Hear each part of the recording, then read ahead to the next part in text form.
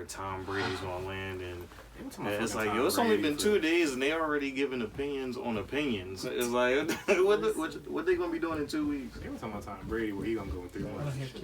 Just retire. But why was ESPN on? That's what he's saying. They ain't gonna have nothing to talk about.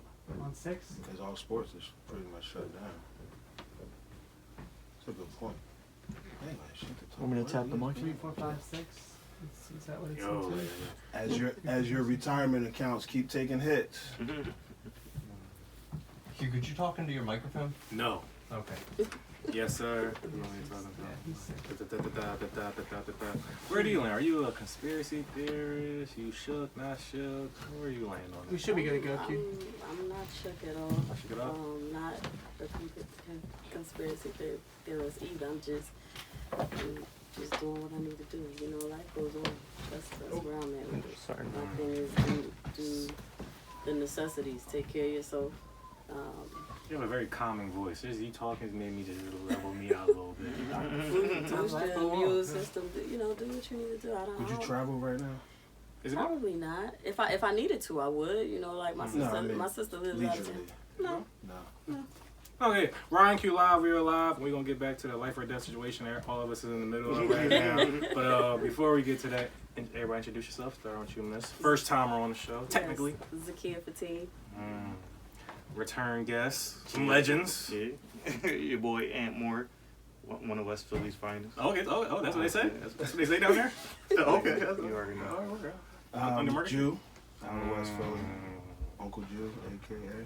One of the most slandered guests in the history of... I don't think I knew that. I don't know why. I don't think I knew that. Wow. He had some provocative points that Topics. we're going to get into, you know. Oh, fun. Yeah, you know, he likes to Okay. say women are retarded. I don't know where you get these things from, but, you know, I totally vehemently disagree with all of that type of logic. But, so, anybody seen So it began. anybody seen 28 weeks later? Or days? Around when it came out. Right, back down Yeah, there. I don't think I've seen it since then. Okay, not important. Zombie movie. Couple of days ago, I rewatched it, whatever, refresh my memory. Survival tactics. That's what this is headed to. There's some research. Yeah. All right. Yeah. Don't do that, guys. All right. Cool. So anyway, it was interesting. So the second one, the sequel, 28 weeks. Imagine this, right? We all in the house. It's the end of the world, though. Zombies are outside. We got this shit packed out, shit like that, whatever. Me and you are married. Our kids are somewhere else. We find out later on, whatever. So we eating, you know. Lights out, we trying to stay quiet, you know, don't die. Yeah. So a little boy starts knocking on the door. Oh my God, let me in. Everybody else is like, fuck that little nigga. I don't know that nigga. We don't owe him shit. Let him die out there, whatever. You say, come on, it's a boy. What if it was our son? I'm just like, it's not our son though. Yeah. Like, it's not.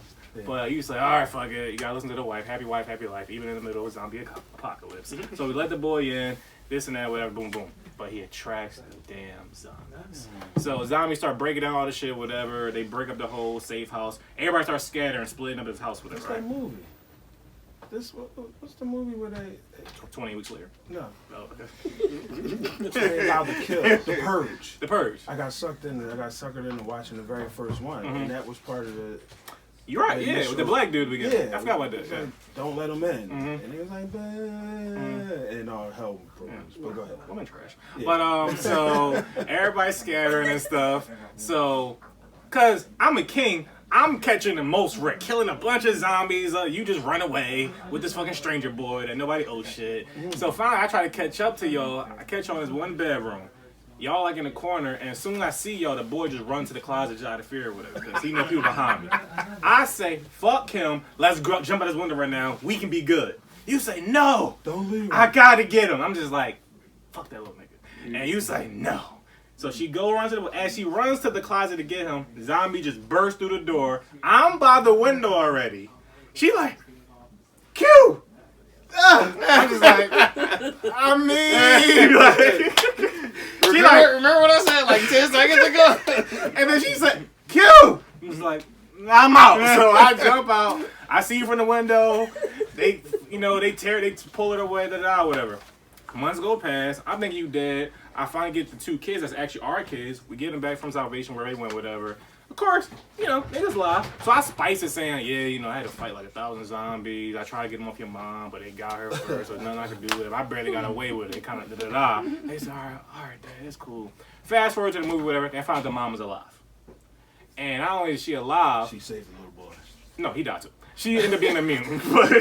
So think about it this way. If I go back to save you, you immune, I die though.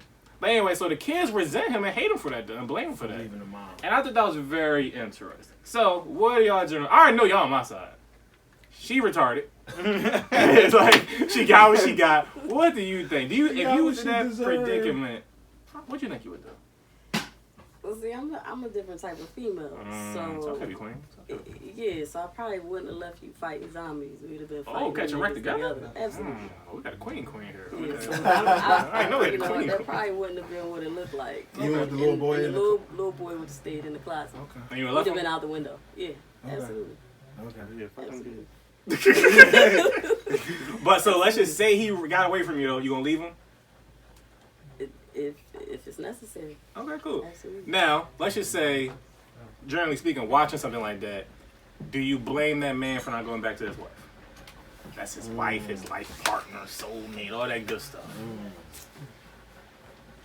See, I'm the type of person I look at both sides. So at the end of the day, he tried.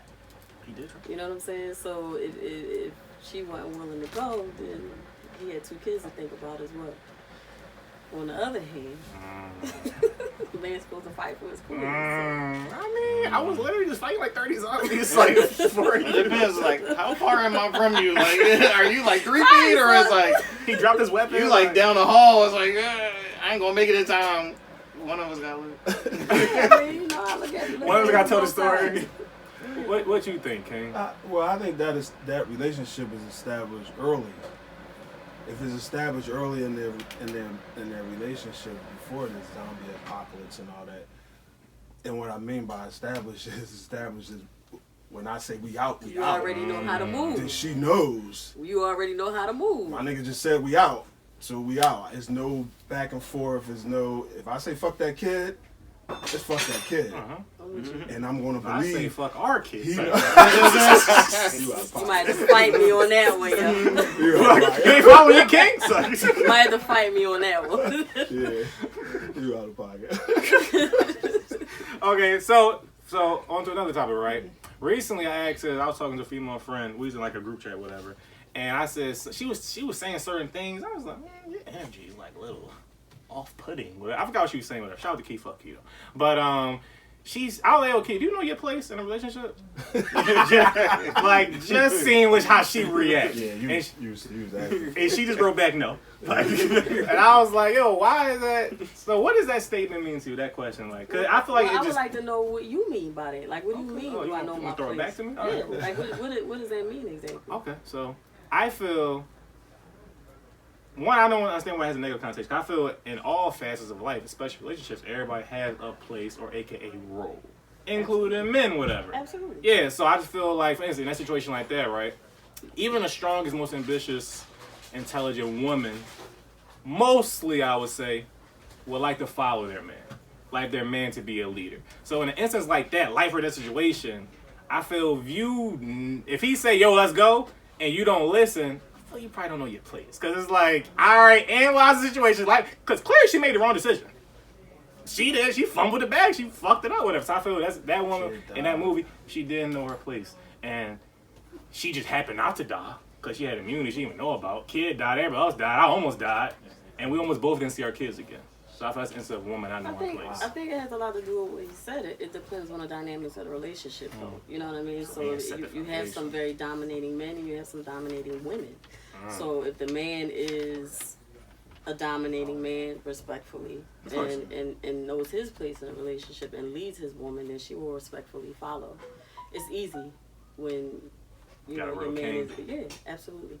But if the woman is leading, then she's not gonna listen to him at all. It's true. I think the relationship should be about balance. So it's like you should complement each other's strengths. So if it's a situation where I know you saying woman got no strengths, you? What you saying? Continue. So it's like if we dealing with a situation where I know you have more experience, it's like I'm gonna defer to you because you might know more than me. For sure. But I hope it should be like a obvious talk. But yeah, it depends on what the strengths are. Yeah, I don't think that's a talk. I agree with you, but it's not always a talk. It's just going through different things in life together, and you realize who does what, who handles what better. It's not always a conversation. It's just something. It just happens throughout the course of the relationship. Yeah, I know, like with me, like I never have an issue of like a woman taking the lead or being, that's your strong suit now, whatever. Like I don't, like for instance, when we go on trips, usually my girl, that's what you do. Like you can book everything. I trust you, make the right decision for the most part, or whatever. Yeah, like I don't even care. I never gotta be like, oh damn, why? I'm never gonna just one day be like, why you gotta fucking book that airline? I'm like, no, I don't give a fuck. Like I can't do that shit to save my life, you know. Like I be like, so it's like you look for the flight, then you look for the hotel, then you look for the car. It's like, yo, by the time I get to the third thing, I'm like, yo, I want somebody to do this for me. And then I gotta figure out dates. It's like, yeah, I'm a booker. That's what I do. I'm a booker. So you know that about yourself. You know you don't want to. And I'm okay. Like, and I do believe that it is ultimately a conversation piece. Like it may not be throughout the relationship, but when you first start dating someone or getting to know someone, you have those type of conversations. Like and it may not be very specific or engaged on a specific topic, but based on your conversation and interaction with someone, you get to communicate like what your strong points are and your views on. Sometimes the conversations go wrong. That's why I say it's not always a conversation, because if you tell a woman, look, I only want you to speak when you're spoken to, then they take that offensively. But if you just act that out throughout the course of the relationship, then they take it back. if you just smack her every time she starts talking, then no conversation. Like, yeah, I'm about to say I don't really know what kind of women you talk to. But okay, all right, that's not gonna work too well with any woman. Any, right? Yeah. Last time I seen you spoke off mic about writing a book. Yes. Can we speak on that? Yeah, we can. Yeah, so what would be, because we writing a book. Okay. Yeah, we writing books. We're going to get into that later as well. So what is your book going to be about, and where did like the genesis, the idea, all that stuff come from? So the book it's a relationship book. So it's a book of reminders for women about men. I believe that I know men on a very high level. Oh, really? Did you always? I believe so. I was raised around men. I saw a lot of things. I saw a lot of what to do, what not to do. What is very intriguing to men, what tends to make y'all shy away, what you like, what you don't like, those type of things. And I've had my share of relationships. So, but the book came about because I was going through a healing process. And there are a lot of things that, women need to know about men. So some of it caters to the men. Some of it probably tells some things that y'all don't want women to know. But I think reminders are really important for us, or just the information period as a whole. Okay. What's something like a top reminder off the top of your head? So you said a top reminder? Yeah. Men are very visual and like something good to look at. Make sure it's you. Damn. What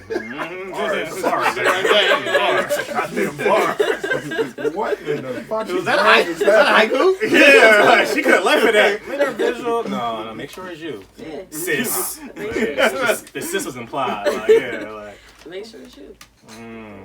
That was a Nina Simone. Strange fruit.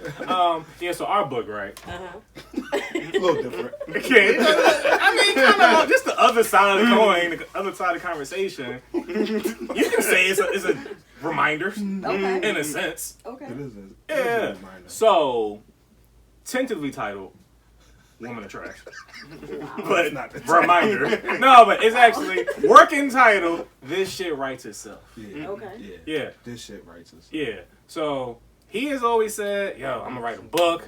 Kind of what you just said. I'm very. What was the phrase you used? How you know men on a high level. Mm-hmm. He basically said that in not so many words. Okay. Like different phrasing and language. Okay. But same sentiment. You know, I'm gonna write a book, and every day is a new chapter because there's a new story, a new And thing. it writes itself. Yeah, it literally writes itself. It's Whatever. literally been writing itself. Yeah, all his life. I mean, he was like the book.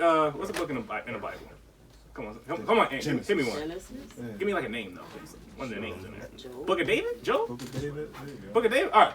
Is Book it of Book of David? No. No? Oh, Book of David. Like Matthew, Mark, Yeah. Luke. Book of Matthew. Luke. Let's go with Luke. Luke was sent here to write this book. Same thing. Same premise here.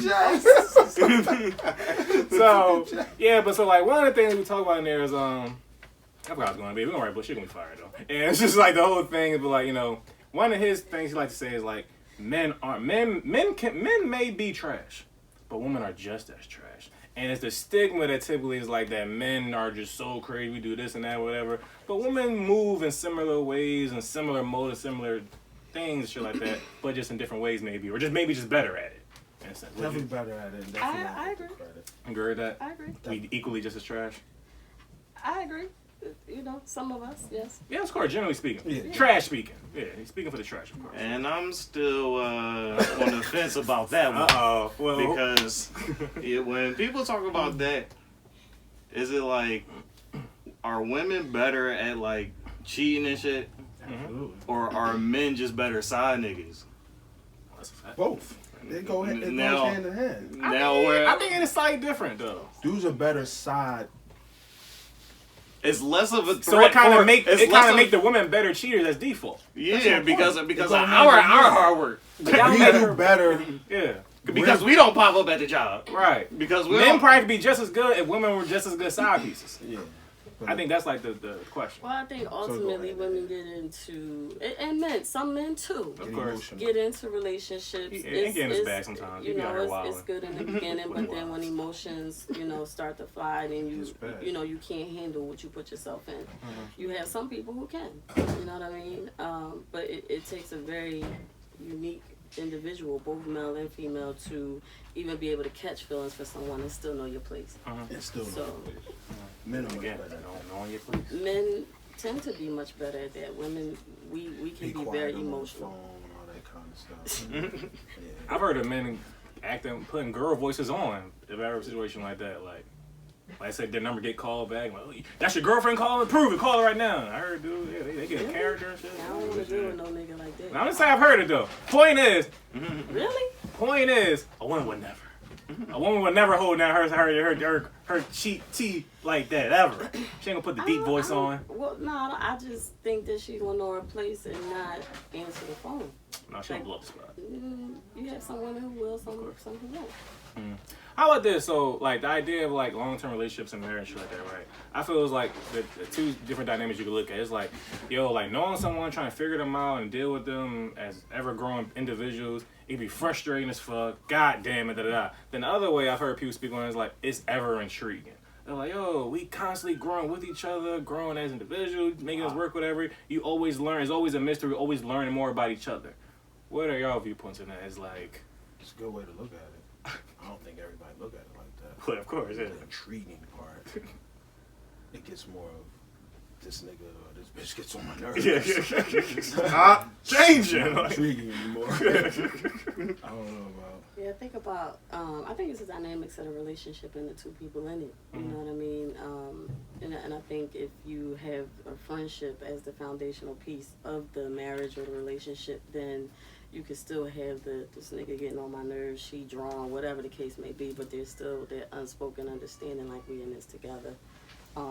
Which may be the intriguing part that people see, like, yo, they've been through a lot, but they still, you'll never see them apart from each other, or you'll never hear them say anything fucked up about each other.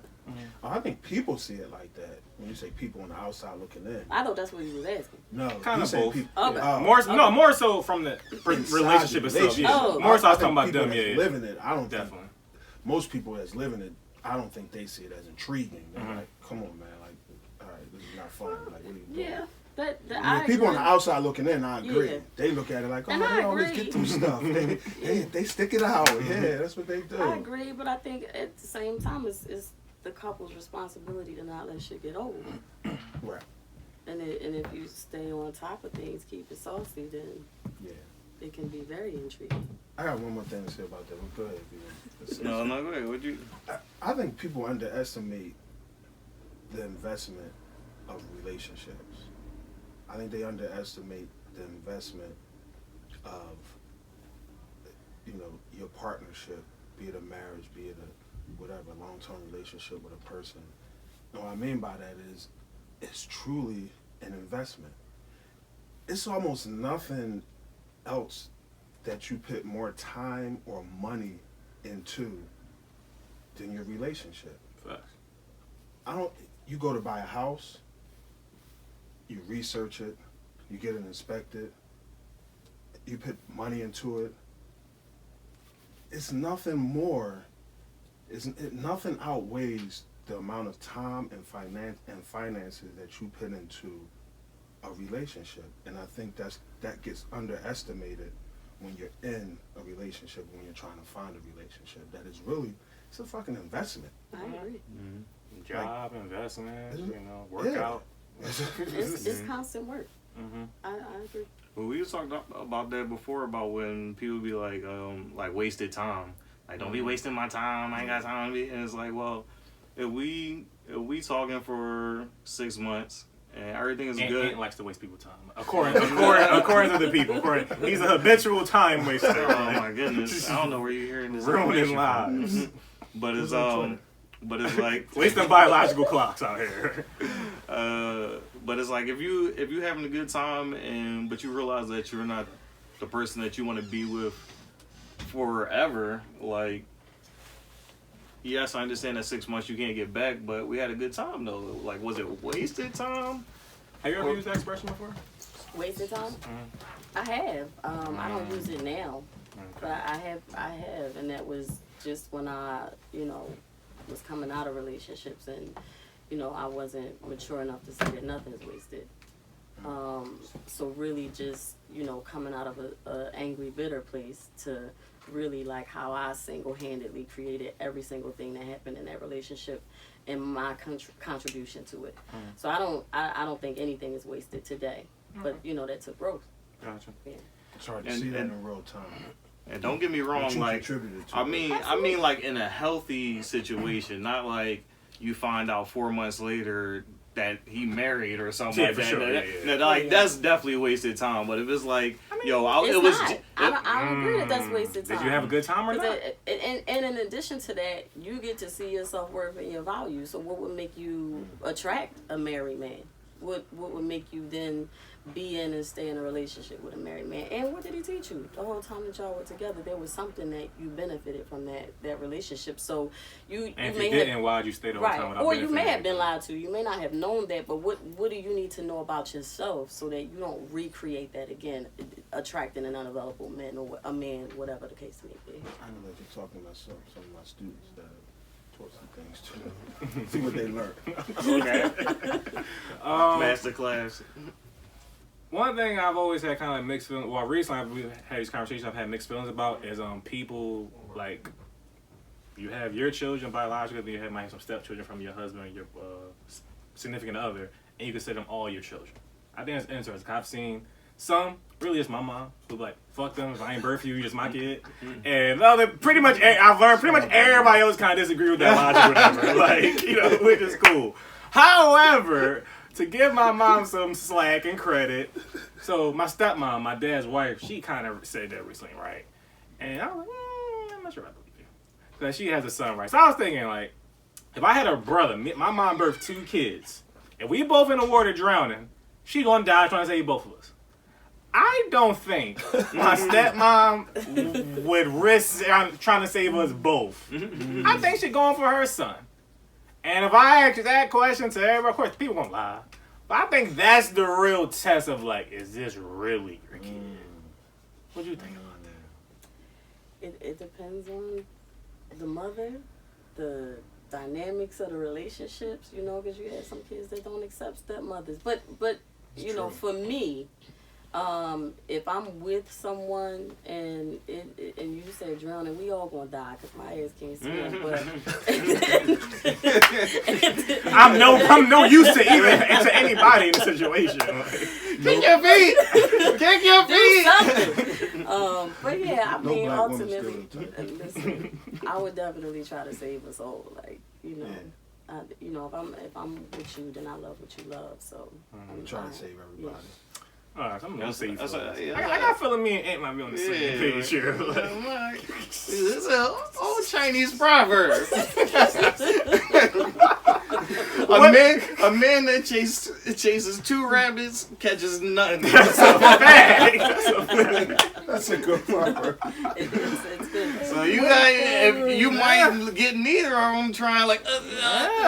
So it's like. But if they both your rabbits, you gonna risk not getting. You still gonna have a favorite rabbit. I mean, you may be put in a situation to have to choose.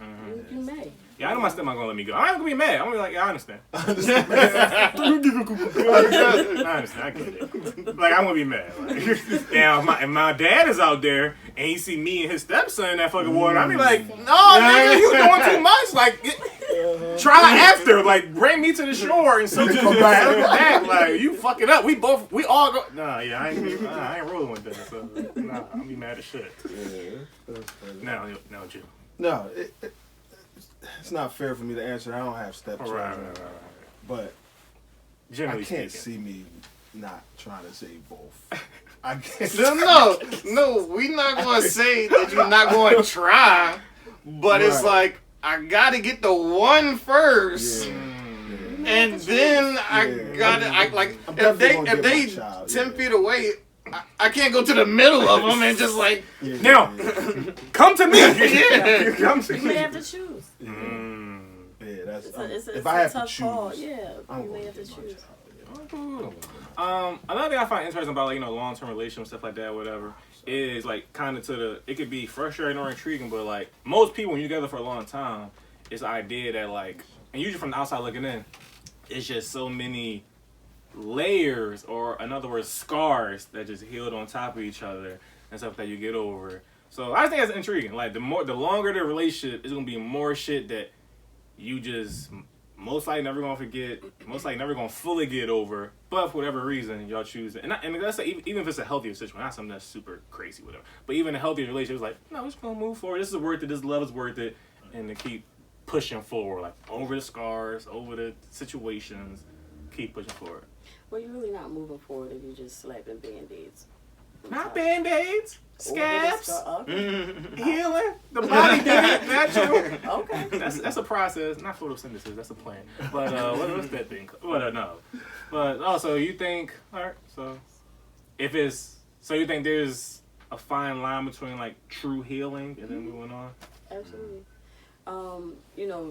And communication is everything. Of course. So, if you have an open relationship where you're comfortable and you're able to be authentic and tell your truth, I believe that, one, you can just say, like, I'm not going to get over this. Like, I'm not willing.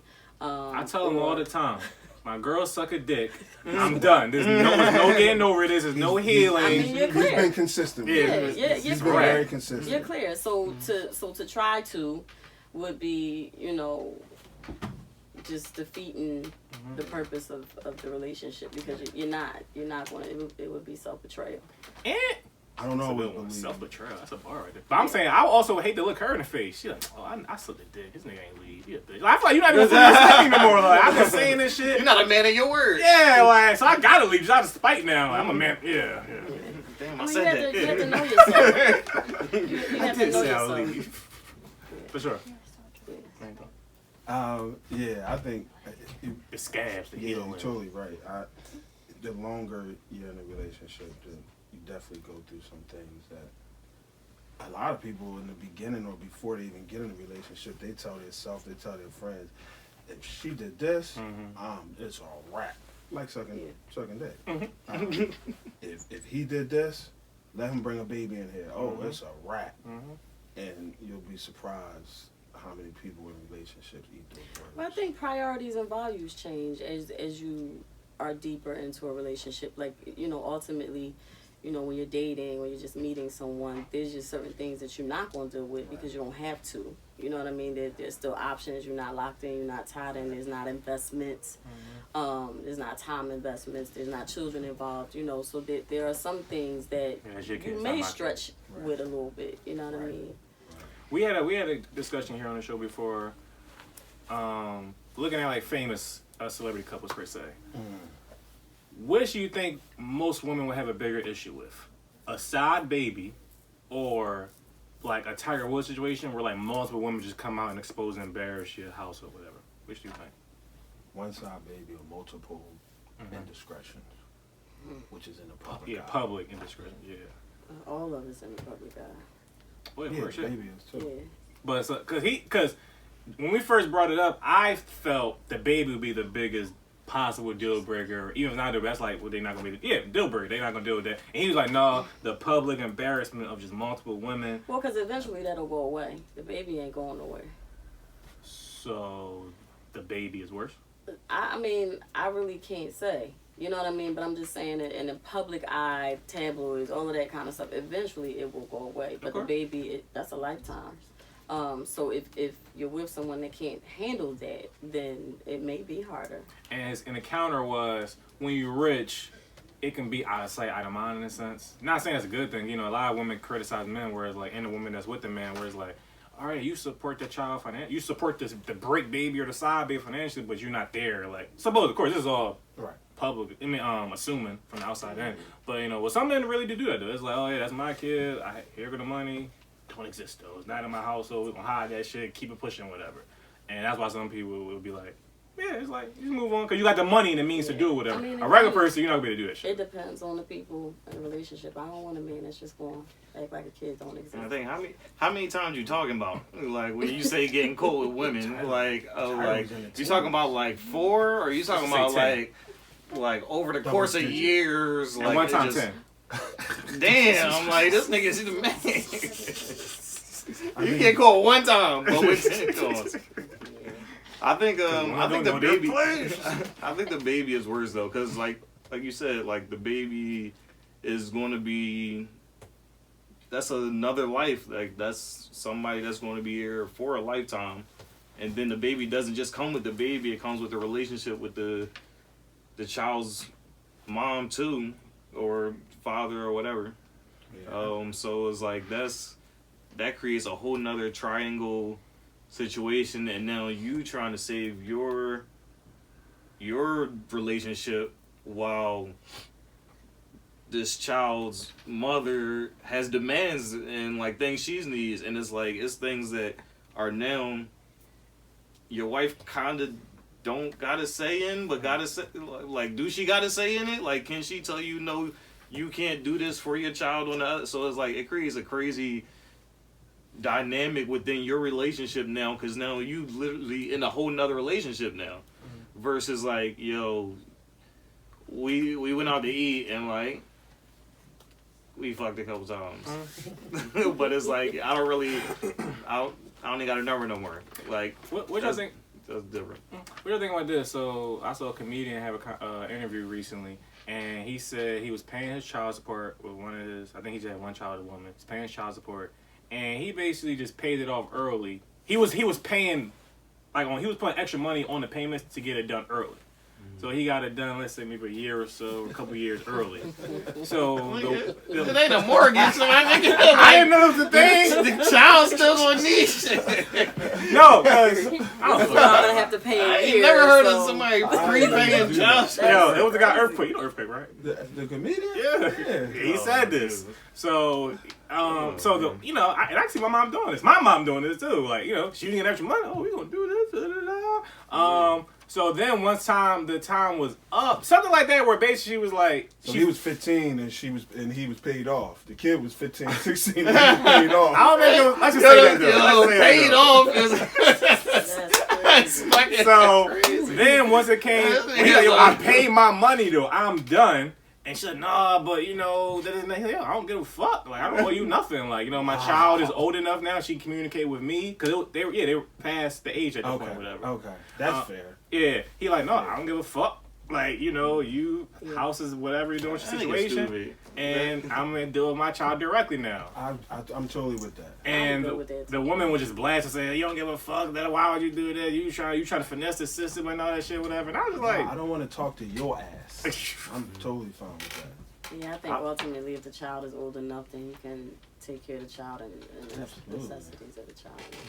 I don't know how that legally works. Like I was like, I ain't never heard of you getting like a predetermined. I've never heard of like, that either. Like, yo, you 4, so this what you gonna cost for the next 14 years of your life? Like I ain't never heard of. Well, they give you a set amount to pay, so he looking at it like, well, if I gotta pay $800, that's where the more money, more problems come. Like the more money you giving is only going to increase like the lavishness of your lifestyle. Is like you're not going to save that extra money. It's like you're going to now have a lifestyle like you getting more money, even though it's not your money.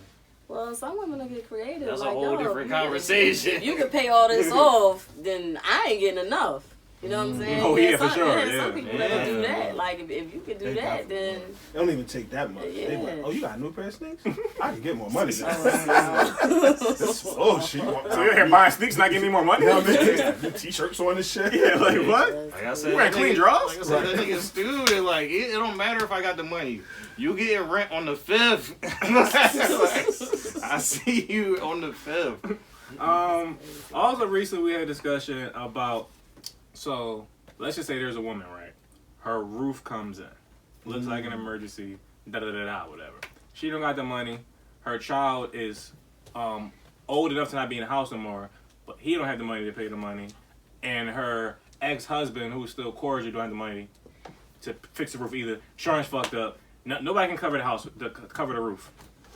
Her baby dad, who they've always been cordial and cool with, is more well off, whatever. So then the conversation came up saying, like, not saying this is all hypothetical, not saying she did ask him, but should it be out of the grasp of reality to ask him for money? What do you think? The kid's still in the house? Not in the house. He's not in the house. He's 25. No. No? And so, why though? I mean, if they're friends. And he's married. If they're and he's married. And he's married. No. Okay. But we must say if they're friends. I mean, you threw the marriage thing in, like, it's boundaries. It's boundaries. So they're disrespectful to the marriage he's in? Absolutely. I mean, unless they have an understanding, like, if they've raised this child together, they're friends, they have co-parented, and it's a very different type of dynamic, then maybe, but she shouldn't even go ask the husband. She should have a conversation with the wife. Because it's out of pocket. Yeah, she should have a conversation with the wife. Well, that's what I was about to say. I don't think it necessarily depends on the relationship between them two. I think it depends on the relationship between the spouse. Because, like, the spouse, if they're the one that's going to sway the conversation, then that's going to be like, no, you know I don't like that bitch. Like, if it's beef, then that's out the window. Exactly. But even if it's not beef, the conversation should be with the wife. So, that's what I said. If it's my baby mom, and we never had no situation, it's all love, all cordial and shit like that, not only am I going to give the money, I'm going to come to my wife and say, yo, situation with the roof and emergency, so I'm give her the money, And that's when the conversation turned even left again, because he's like, oh my God, you wouldn't even ask your wife, and you my husband now, and all this weird, insecure woman shit, whatever. That I thought was anything. I feel like it's literally not too many things more important in life than a roof. Like, it ain't like this is a car or vacation. So I feel like it's just not that deep. Your girl should know you enough to know that that's what you're going to do.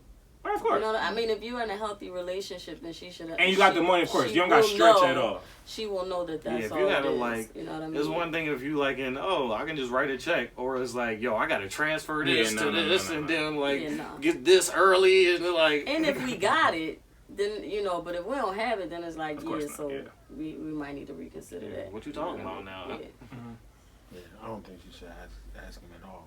I don't either, you know what I'm saying? But again, like I said, it depends on the dynamics of the relationship. If you have some people... If it happened to you? It's off the table, off the rip? No, it's not. It again, like I said, it depends on the relationship. My mom lived with my stepmother moved in with my mother. They lived together for 5 years. Wow, stepmom really? Yeah, after my stepmom and my pop divorced, they lived together for some time. But again, they co-parented. They raised us together. So where was it? Wait a minute, I missed something. Yes, the stepmom. So my dad and my stepmom divorced. After he left your mom, of course. Prior to that, my mother and my stepmother, they were really close. Because they co-parented us. You know what I mean? Wow. So my brother was with my dad and my stepmom. For making that work. I don't think he had much to do with it though. You know what I mean? You sure? Yeah, nah. He ain't no Alfonso. It's definitely a special situation. Oh, yeah. Okay. Yeah, cause every woman I talk to about it for the most part, they think I'm crazy. Oh, you don't know nothing about marriage. It's not gonna last. I was like, first of all, and I kept saying it's my money, and people don't like that either. It's my money. Yeah, you can have it. It's not. And as my partner, you should trust me that I'm not gonna put any. I'm not gonna be like, oh, remember that vacation was going on this year? Yeah, we can't do it now because I kind of did that. But no, we good. And going back to the relationship, like, it depends. Like, are we having one of our regular conversations and you mention your roof and then I say, yo, if you need help with that, I got you? Or is it like, yo, I ain't talked to you in 2 years and this your first time hitting me up and you asking me for money? Dynamics and it's like, relationship. For sure. It's like, all right, that's definitely going to change how I'm looking at the situation. Definitely. Mm-hmm. It's dynamic. So, right, of course, there's stigmas of, like, older men fucking younger women, right? Because it's like, yo, hey, fuck the younger woman because she do this, and older women don't do that, whatever. But there's other dynamics, other situations where it's like, no, the older women got the spoils, they experience, they know exactly what to do, whatever. What are y'all general thoughts on that, whatever? Who, like, because also, this is what happened, right? I was in the middle of a conversation with my mom and her people, whatever. And a husband, his wife was in front of him, and he's like, yeah, older women pussies be dry. And all the women were just like, damn, like in the middle of the line. So I was just listening to the discussion, just like, okay. But then later on, my mom was telling me like, no, that nigga was out of fucking pocket. He was talking about his wife, and I was like, you think so? Yeah. It's isolated. I was just like, I just didn't think it was like, no, and we all took it that way. We all like, who got the dry pussy? Who you talking about? And I was just like, be specific. And I was like, damn. Like, but I guess the same thing where they say, older women can't get the dick hard, gotta get Viagra, all that stuff, whatever. General thoughts on that whole dynamic of younger people. There's nothing more attractive to me than a woman my age. Keep herself together. Keep herself together. I'll take that over a younger woman that's keeping herself together. He's 67. Something I look good for 60. Yeah, I've usually dated around my age or older women.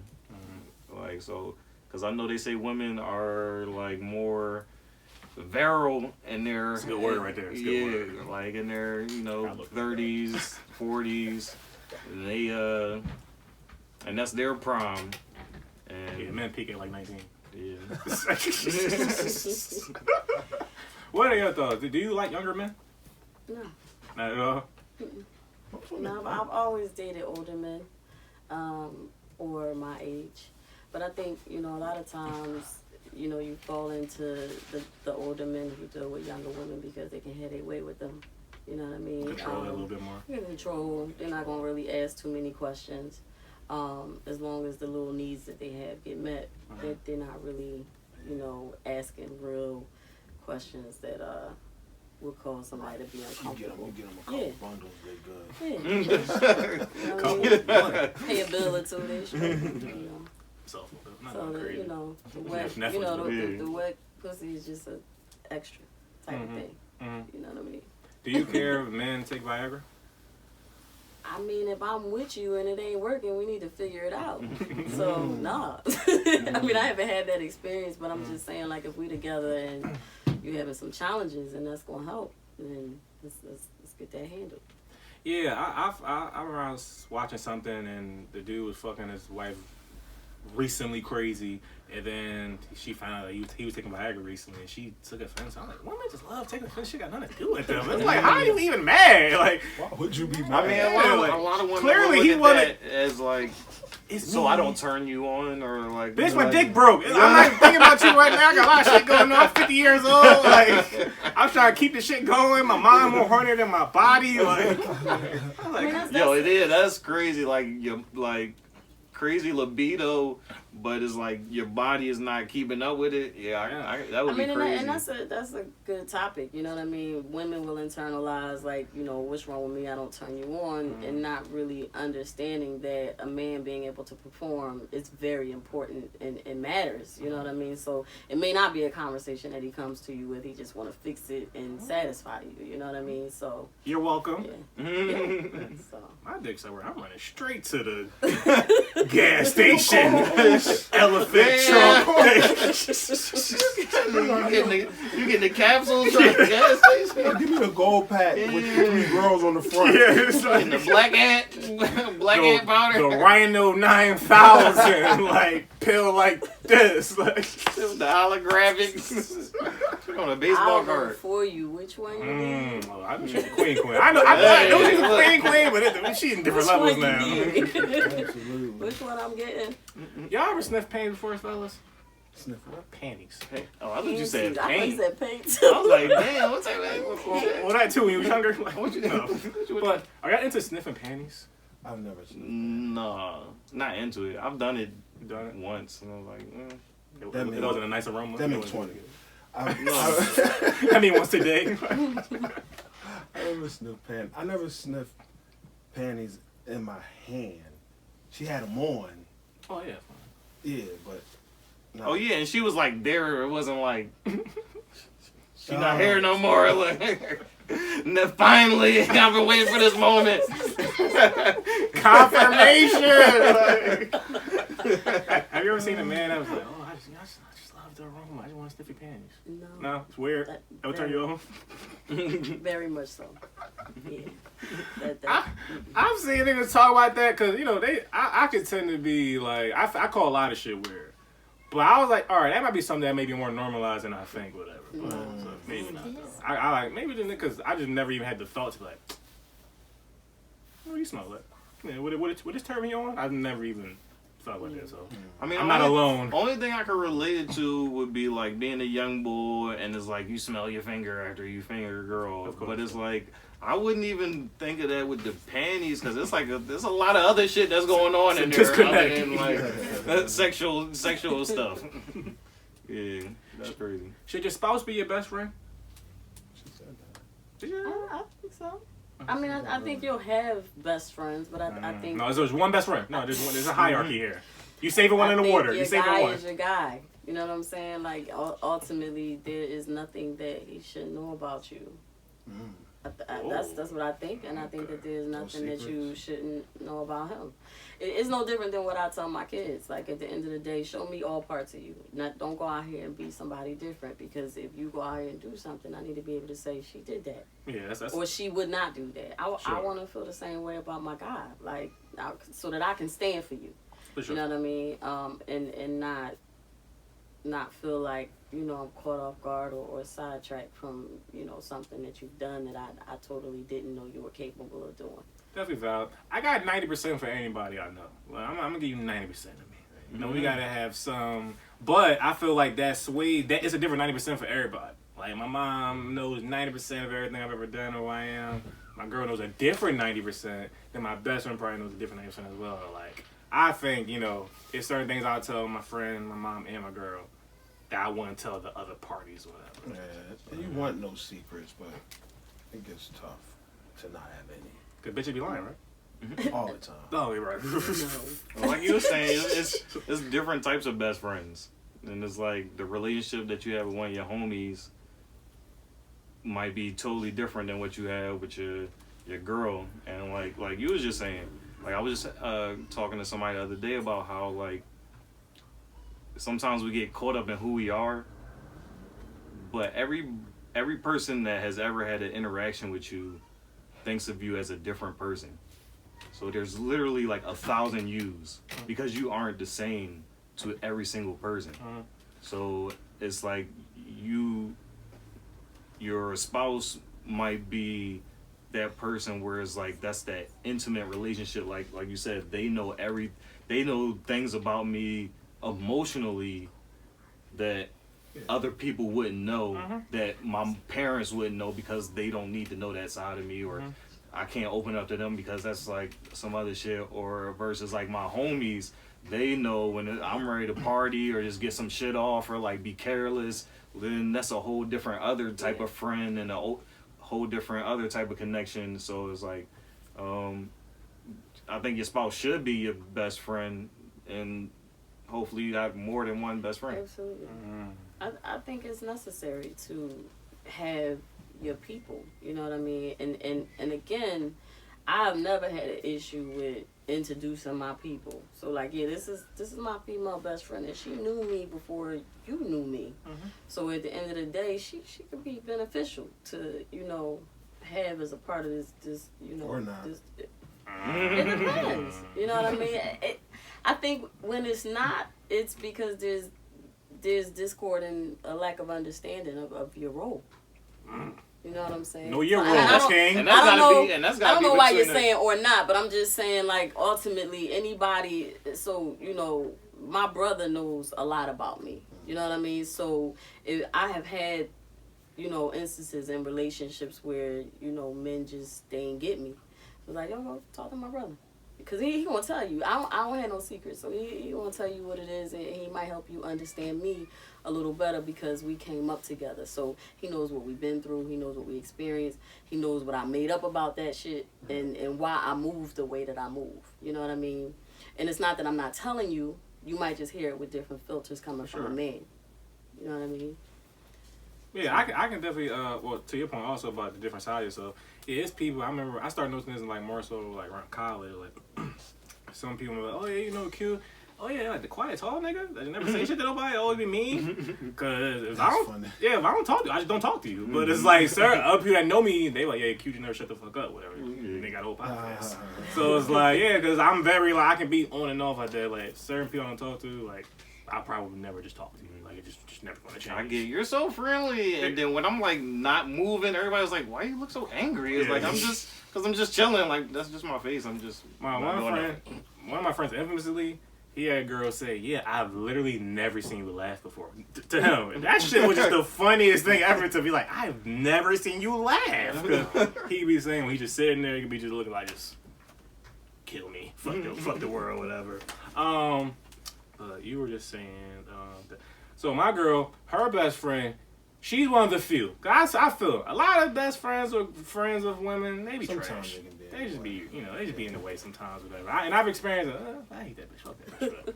But I can say, I didn't used to like her. Shout out to Leah, fuck Leah. But like, as some time progressed or whatever, she actually a lot of times be on my side. Like she be just like, oh yeah, no, mama, you being stupid.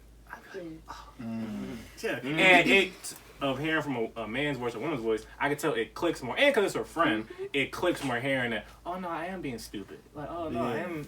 Girlfriends are always like that. For sure. They always want to ride with their girl. Down the hill. It's important to have balance. Yeah, as opposed to being honest with the situation. But and you gotta also think about where the source of the response is coming from, because they will respond to your shit based on what they've been through. You know what I mean? Absolutely. So that's when it becomes they can be the bitter girlfriend. Yeah, absolutely. Or bitter guy. Or no. Yeah. So it really depends. Like, you know, so if I know somebody going through something, I'm not gonna bring my same shit to you because you can't help me. You know what I mean? Like you gonna be toxic to this thing. I heard a quote one time in regards to, like, you know, mainly women who turn down their husband for sex with that, whatever. Oh, I don't feel like that. I got a headache. I'm tired. My back hurt. You know, bullshit, whatever. And a man was like, yo, you should be flattered every time your man, let's say one, because men turn down sex. Every time your partner wants to fuck you, because they be fucking someone else. So it should be rarely, if ever, you turn down sex. What do you think about that? I agree. I also believe that there has to be understanding and balance, you know, in the relationship, you know, what each other's going through and all of that kind of stuff, you know. But I do agree. Anything to add, Fo? Yeah, you do. You definitely. I think it was a comedian that said, he said that shit should be written in the laws. Mm-hmm. Like, you shouldn't just be able to be in a relationship or marriage or whatever and say, I don't feel like it just because I don't feel like it. Mm-hmm. you know, doctors know. Yeah. I think like a lot a PTO of times, request or something as well. I think a lot of times, you know, women feel unappreciated and unseen, you know, and we need to be turned on as well. You know what I mean? So we can talk about that. Right. So you just coming at us after taking care of these 5 kids and working all day and all this other stuff. 2 kids, 3 kids, and working all day. Y'all do all the work. Y'all good. No, not really about all the work, but if you want to just come at me, you just tugging on me and shit, that's not going to turn me on. You know what I'm saying? That's a conversation. Yeah. But I'm saying, well, that's why I think using the word flattered is where you say like you should be flattered that they want to have sex with you or whatever. It's like I think flattered isn't the word that because it makes it seem like I should be going to do it. But real quick though, Amp, like my haircut's still fresh. So like literally though, I could fuck anybody in the world. Yeah. So like when my girl should be flattered. It's Friday. It's Friday the 13th too. Like shit is a line. Let's not make it one-sided. Let's not make it one-sided. She could go and have anybody she wants too. Not right now. I had the fresh haircut. Let's not make it one-sided. I had the fresh haircut. It's completely one-sided right now. The world's about to end. Literally, I can fuck any girl that's playing right now. That's just what's on the line right now. So, under these circumstances, I should never ever be turned down for sex. You should be flat. It's like, I'm about to say you out of pocket right now. You know what I'm saying? Like we not gonna go back and forth, but you out of pocket. If it's a consistent thing, then I think it's a bigger conversation that needs to be had. Yeah. I don't think it should be like. And it depends on what you mean. Like no reason. Like usually a situation is. If it's like yo, the infamous was I Think I Love My Wife. That's when I forgot I was younger when that movie came out. That was my first like real like blatant depiction Chris of Rock. Like Chris Rock when he was trying to fuck for a matter of time, and she was just like. My face hurts. Oh, I got a headache. Oh, it was just, and then you look at the movie. There was never no real reason. It was just like. So I'm really talking about those specific situations. How often that's the real dynamic? You know, that's up to debate. Whatever. I wouldn't know for it probably happens more often than you think. Like that.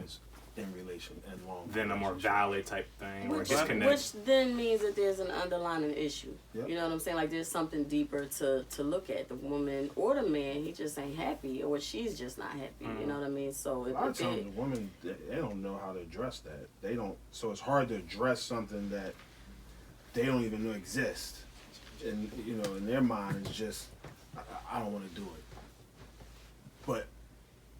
But like she said. It's an underlying issue that they haven't even identified, that they don't even realize, like, you know, I'm not happy, or I don't know why I'm not happy, and sometimes it is identified, and it's just really difficult to have that conversation, like you said, because she may go to her girlfriend or somebody and say, you know, he always wanna.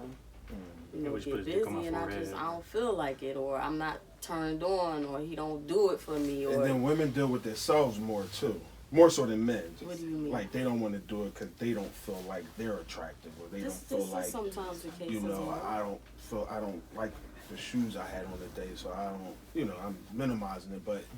You know, they deal with that more so than us. You know. Yeah, their physical appearance definitely can play a big part of it. Like you said, I think sometimes. Like the approach or the initiation or the way that it's initiated changes it too. It's like, yo, you always try and do it like in the middle of like a episode of King of Queens when it's like we in the bed eating popcorn and shit. Like, yo, if you like light a candle or two or put on some music, go to Family Dollar, get you some chocolate syrup for $1.69 or something like that. Like spike. I think that's the accurate price. I think people I don't know. It's like, real comfortable in relationships. You know what I mean? Who typically gets more comfortable? I think both parties. No. Who got the edge? I think both parties get comfortable. Who get more comfortable? Women. Why do you say that? I think women. Matter of fact,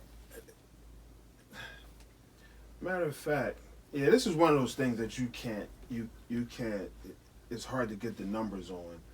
But let's just say from my experience, the census. There's plenty of women that's walking around that say, "Oh, I got him now. I'm good." Like, but men do the same same thing. Like you go out of your way to get her. Like you go out of your way to get her. We don't stop going. If we was going after $1 before we got you, we gonna keep going after that $1. If we was driving nice cars before we got we gonna keep driving nice cars. I agree. Chicks will literally. If he was a gym rat, probably gonna stay a gym rat. Still be a gym rat. Chicks will literally be in the gym every day, going to sports bars, watching games and all that. And then once they bag that dude, what I'm going to sports bar for? Well, would you, or is it that the dude would have an issue with her being in a sports bar? So it's a bunch of different dynamics, you know what I mean? Like she may not need to keep the same lifestyle that she had. You do have women who become comfortable and complacent, but I think men do it in their own way as well. Yeah, you still gonna go after the car, you still gonna go after the $1, but that's the exterior shit. That's the stuff that the world see. But once you got the broad, you're not taking her out. You're not taking her out the way you're not taking her out the way you used to. You're not looking at her. I don't know. Not looking at her the way you used to. Day. Right. You're not sending stuff just because y'all get comfortable. They still taking her out. Yeah, they still flaunting her. It's far few They still in between. posting on social media. They still my boo. So it sounds like what I'm hearing from my fellow king is there may be some other kings out there that, take their foot off the gas. Yeah, I don't but the start was she got comfortable first, so that maybe then made him be like, I think it could go either way. It can go either way. But the question was, but which way do it typically go the most? I don't think, like you said, it's hard to get the numbers on this one. I think both parties get comfortable. Who's doing the research on this? I think both parties have tendencies to get comfortable. We're going to Google it. Yeah, let's do it. Who's more shallow, women or men? Oh, come on. I think women can definitely become more shallow. I think after we've dealt with enough shit. After 64 hours of training, they can become more shallow. Well, you know what? I'm gonna say this: women definitely can become more shallow, and it feels that way because at all times in the beginning, initially, we are emotional. We are nurturers. So we hands-on, we deal with everything, we pay attention to details and all of that kind of stuff. And when we tired, we don't want to do that shit no more, then it's like nothing. So it's like culture shock within a relationship. Men are nurturers? You can be. You can be. I'm not, but we're naturally that way. We're naturally that way. It's in our makeup to be nurturers. We're mothers. So I'm not saying that men can't be, but there's just everything we do, it's not a thought process. Men think first. You know what I'm saying? Before they feel. And I think ultimately women can say that men are shallow because a lot of decisions and choices that they make, they're thought out. They're not felt.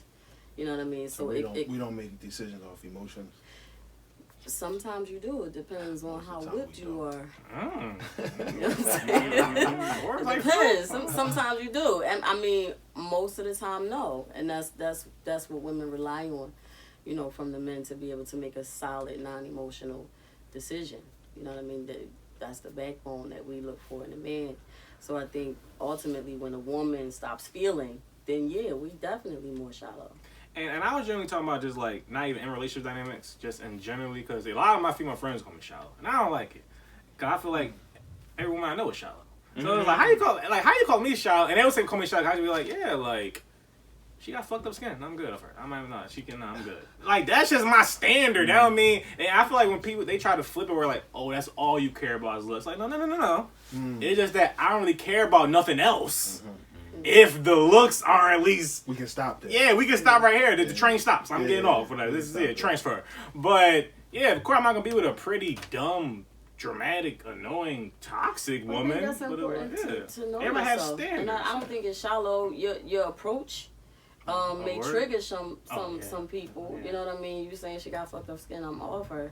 You know what I mean? Someone may hear that as shallow, but it's really your preference. You know what I mean? What's on the shallow you don't like? Say it again. What's on the shallow that you don't like? I don't like fucked up teeth. I respect it. So I seen Anthony Davis, man, in high school. Talking about millions. Really. Everybody's talking about the brow. The teeth was. I mean, oral hygiene just in general. Like, if it ain't where it need to be, I'm cool. You hate short men? Should short men all die? No, I don't Someone like said short that. I was saying, like, yo, if you under 5'9", just die. You want the cliff at once. That's where I think it plays into the shallowness, where because men is like they'll be having their preference. Like I'm an ass man, I'm a titty man, I'm short, tall, thick, like whatever. Women be like, no short niggas, like it's a universal shallow role, like. And for the most part, men don't really care. We let women have those shit. Also, niggas still gonna beat. Cause like women, they don't be standing on their shit. Oh, that's a whole nother level of shallow. All the women that hate short men, how many short niggas beat? I don't want to hear about it. But then too, we let y'all have it. It's cool. If that's your standard, cool. If you hate bald niggas, short niggas, no beard niggas, and dark skinned niggas, and small feet niggas, cool. Like, who cares? I think you should have what you like. What you want, and I think that you should be okay wanting that and knowing that you can have it. Jew hates fat women.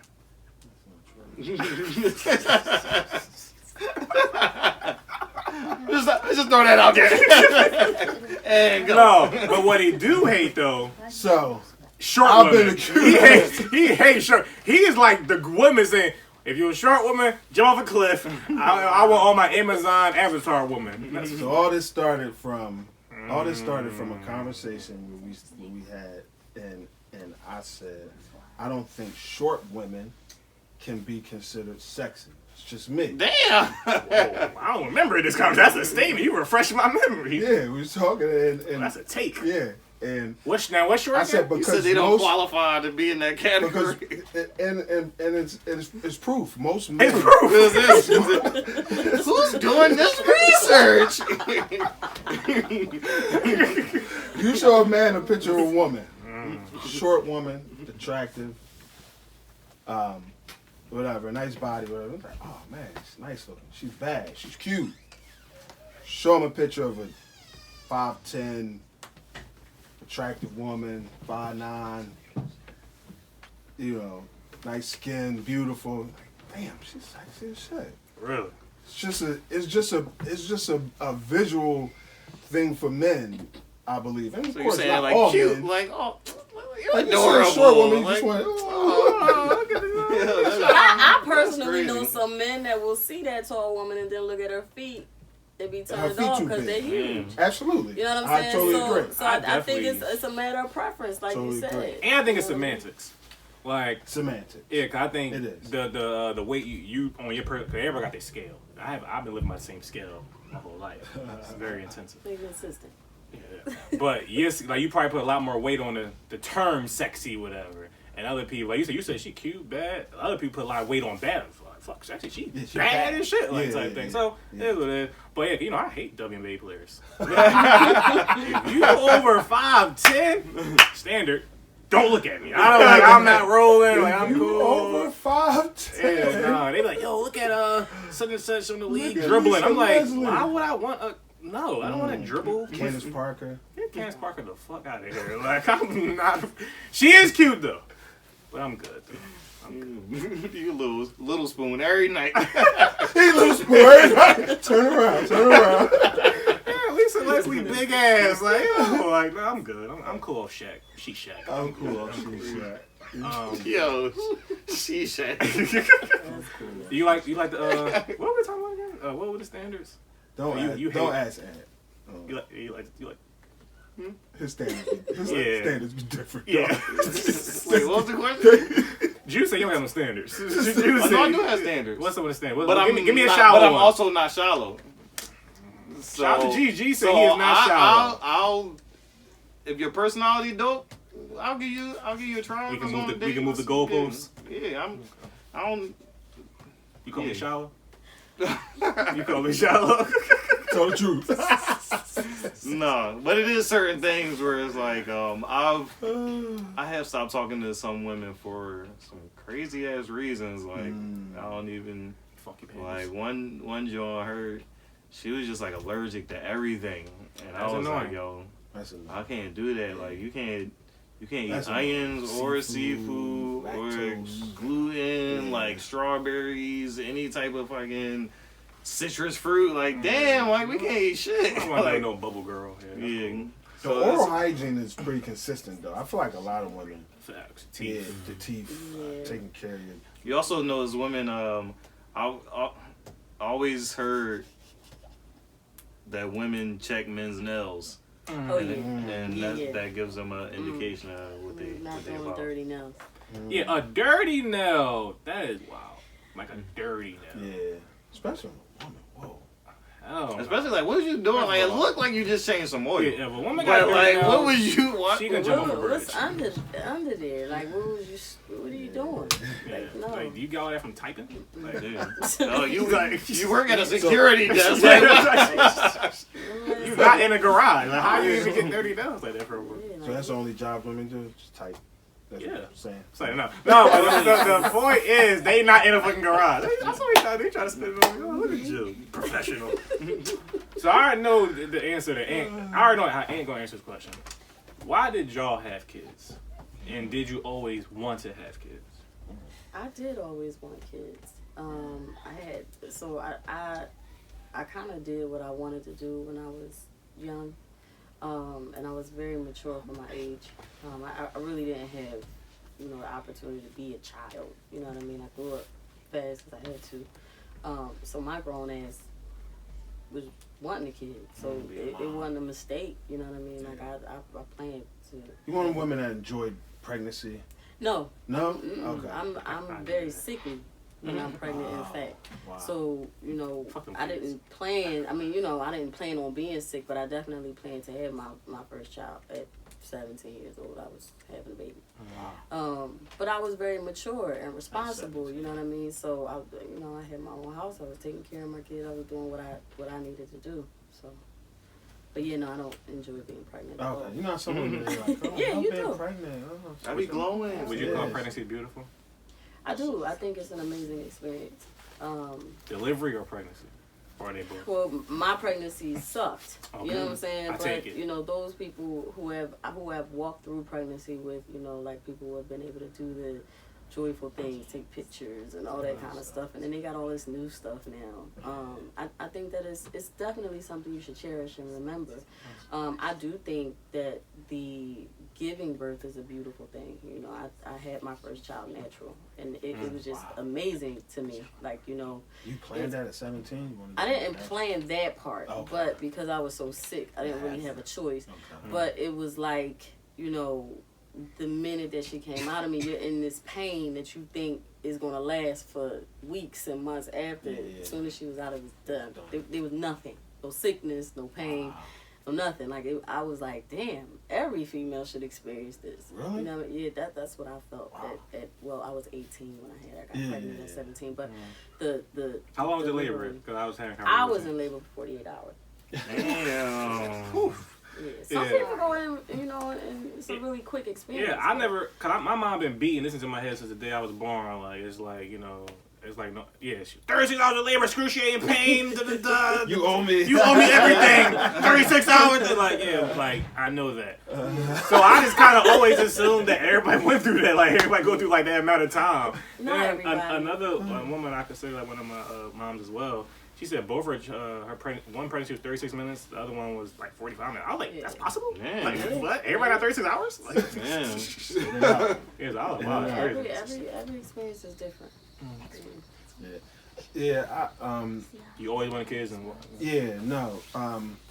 She trapped me first. I think most do. Like they usually do. Yeah. I threatened to leave and she was like, I'm pregnant. Yeah. And I think research will show that. That's how it usually How is. does she trap you when you're not using here we like, go. What are you talking about? Yeah, unbeknownst to me. This is how babies happen. Unbeknownst to me. Right. Somebody should have announced them. She had stopped her, That's how it goes. her contraceptives. And, Conveniently. Yeah, I had no idea. And she said it was against her religion to get abortion. Convenient. Yeah. So that was after the third child. No, I'm just joking.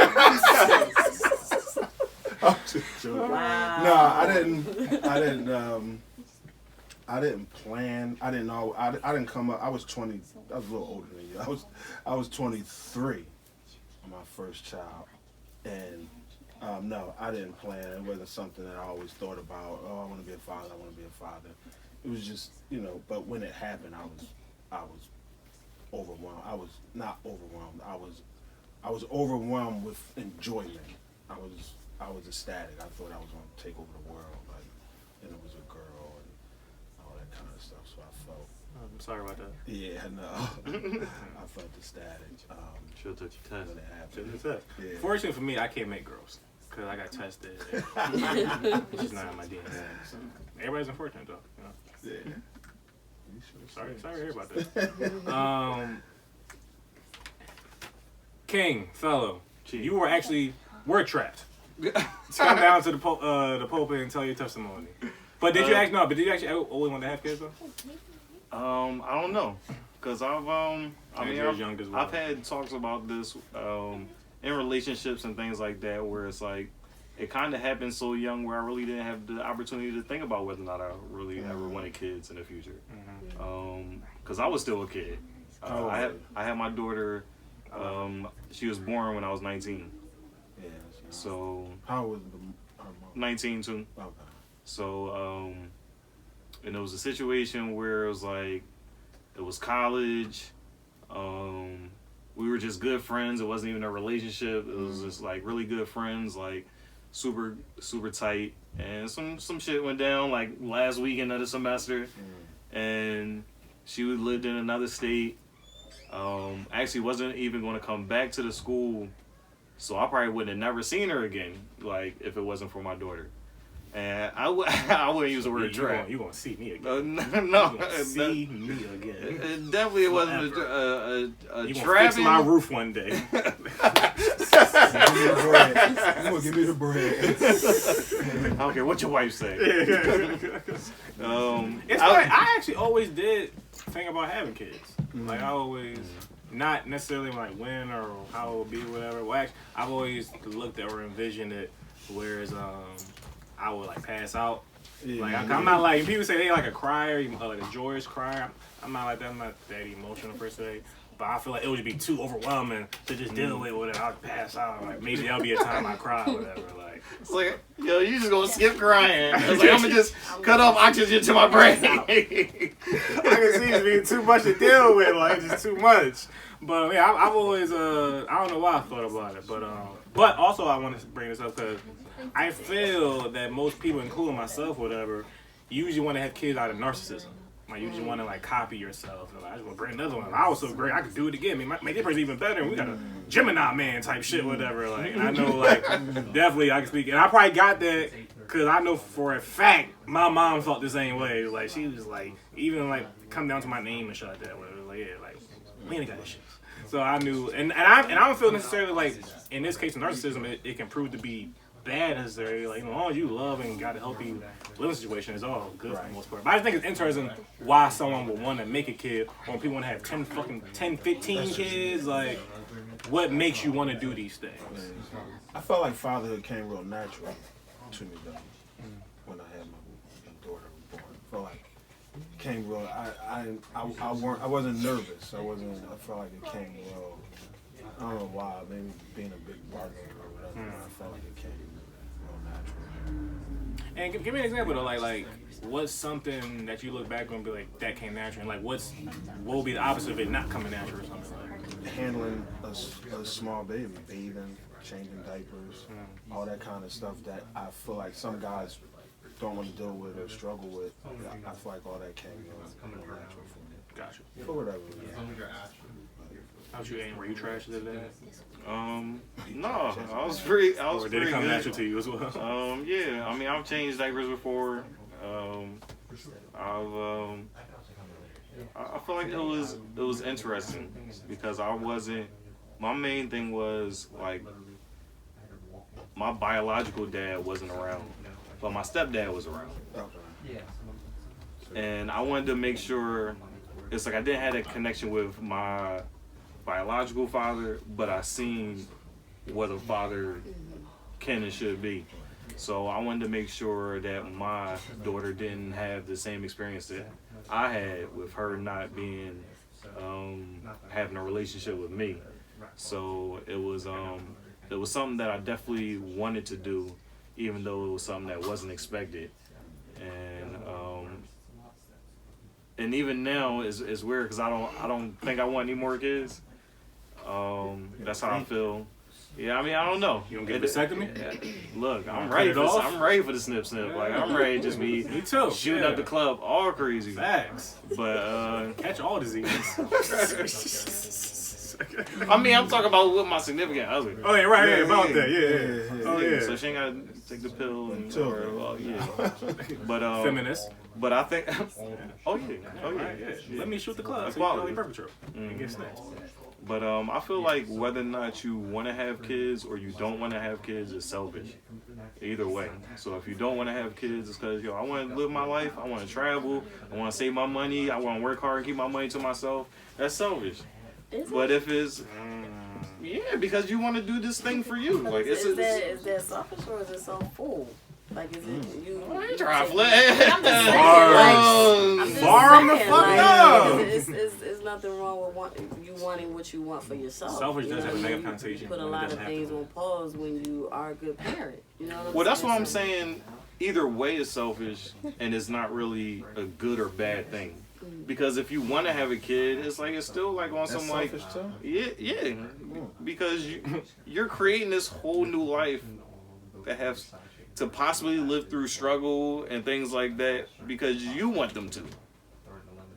Like, because I want either something to love me or I want my legacy to go live on. It's like, it's still a lot of selfish reasons in all those reasons. Yeah, in a weird way. Especially if you decide to have your own kid when there are plenty of children that need to be adopted. Like, that's definitely selfish. It's like, yo, there are kids that could... You want to know. There, say no more. No, but I'm saying though, if it's not, why would you have your own child when you can adopt from? No, but I'm saying we're talking about like the level of narcissism of like having kids and like is it? Why would you want why would you want to have a kid or whatever? It's like. I'm definitely one of them people that's like, unless, bar or something, health concerns with that, whatever, I don't see me ever adopting a child. Like, or even like when people say, I have two, but let's adopt a third, I'd be like, I got two. Like, but, I definitely can respect and admire in some weird way that people want to adopt people. Because, like you said, that is an issue in the world. Like, and that's where I think the selfishness comes in, where it's like, no, I need it to be my DNA, and I want my DNA to live on because me, and it's like, I'm so great, and it's like, there's a certain level of narcissism in that. Like, I want my lineage and my DNA to live on this planet because I think I'm great. And there's nothing wrong with that. My DNA is fire, though. This kind of gotta be passed on. God bless the streets. Yeah, like it's like the streets clearly need some better DNA out here because like niggas out here weak. Y'all think porn becomes more or less important as you get older? More or less important?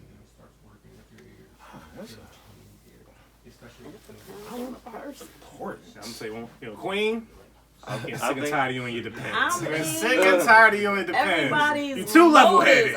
Everybody's motives are different. You know what I'm saying? So you have some people who are just fucking... It depends on what you mean by it depends on what you mean by important. I think it more important. I think it becomes more involved or more a part of your life as you get older. I think it has a more important role in shaping your sexual ideas and things when you're younger. And it has less of a negative stigma as you get older. Right. And then you have people who have sex issues, who just really have no balance at all. So again, it really... What's sex issues? I mean, you have sex addicts. Oh, okay. Oh, yeah. You have sex more. addicts. And that's usually as you get older. Yeah, so... It's usually not younger people. Right, as you get older. Or you have people who have, been violated as children, and when they're young, they're looking at stuff that they shouldn't be looking at when they're young, and their reason for looking at it is very different than someone who hasn't been. You know what I mean? So again, it really just depends. We knew where my uncle porn stash was. Shit was on VHS. You pop it in. You gotta rewind it back to the exact second that it was. Put that shit right back where it was. Act like you don't know I don't know what you're talking about. I often think about just like how horny kids are these days. Like, when I was in middle school or high school, you had Spice Channel on like BET and cousin shit like that, whatever. And then, you could come across a magazine. I never did a VHS per se, but I had, the Spice Channel, Real Sex on HBO, shit like that, whatever. But now, it's ass everywhere. Like, it's like... It's exposed to so much more. Like, I had to wait for my mom to get a new Fredericks of Hollywood magazine and catalog. It's like, with the lingerie, it's like, yo. Now, so I'm dating myself a little, but, yeah, I remember none of that. I remember when it was just magazines. It wasn't the real time stuff. And then as I got older, the real time stuff came out, but you had to pay for it. Right. So we wasn't paying you for exposing yourself. Yeah. Because there's a child you gotta pay for it now. You grabbing mom's credit card or something. You know what I mean? Let's see, all the kids gotta do today is pull up YouTube, Instagram, Google, whatever. Take one scroll of Instagram. We good for the day. So that's funny, yeah. But so it may be more important depending on what generation. That's what I'm saying. You in. I told y'all in the first place. I remember when the internet first dropped. And AOL when the internet first dropped, and AOL was sending out them discs, giving you 3 billion hours a month, and like you would go to porn sites, but it's on dial-up, so this shit is so slow. It's no videos, one photo take forever. I remember I used to like, I got into reading erotica and shit, where it's like it was. What's that? Reading the sex. Yeah, like like sex stories and shit like that, and like that was horny. Yeah, look, I'm like, when you see the picture slowly like I can read something all this time. It's been 40 minutes. Like loading. I gotta go to bed. Let's just read this fucking story real quick. Oh, wait a minute. Okay. She naked already. That's how you spell bosom. I remember the boys used to come in the bar. You'd be in a bar and the boy would come in with the DVDs.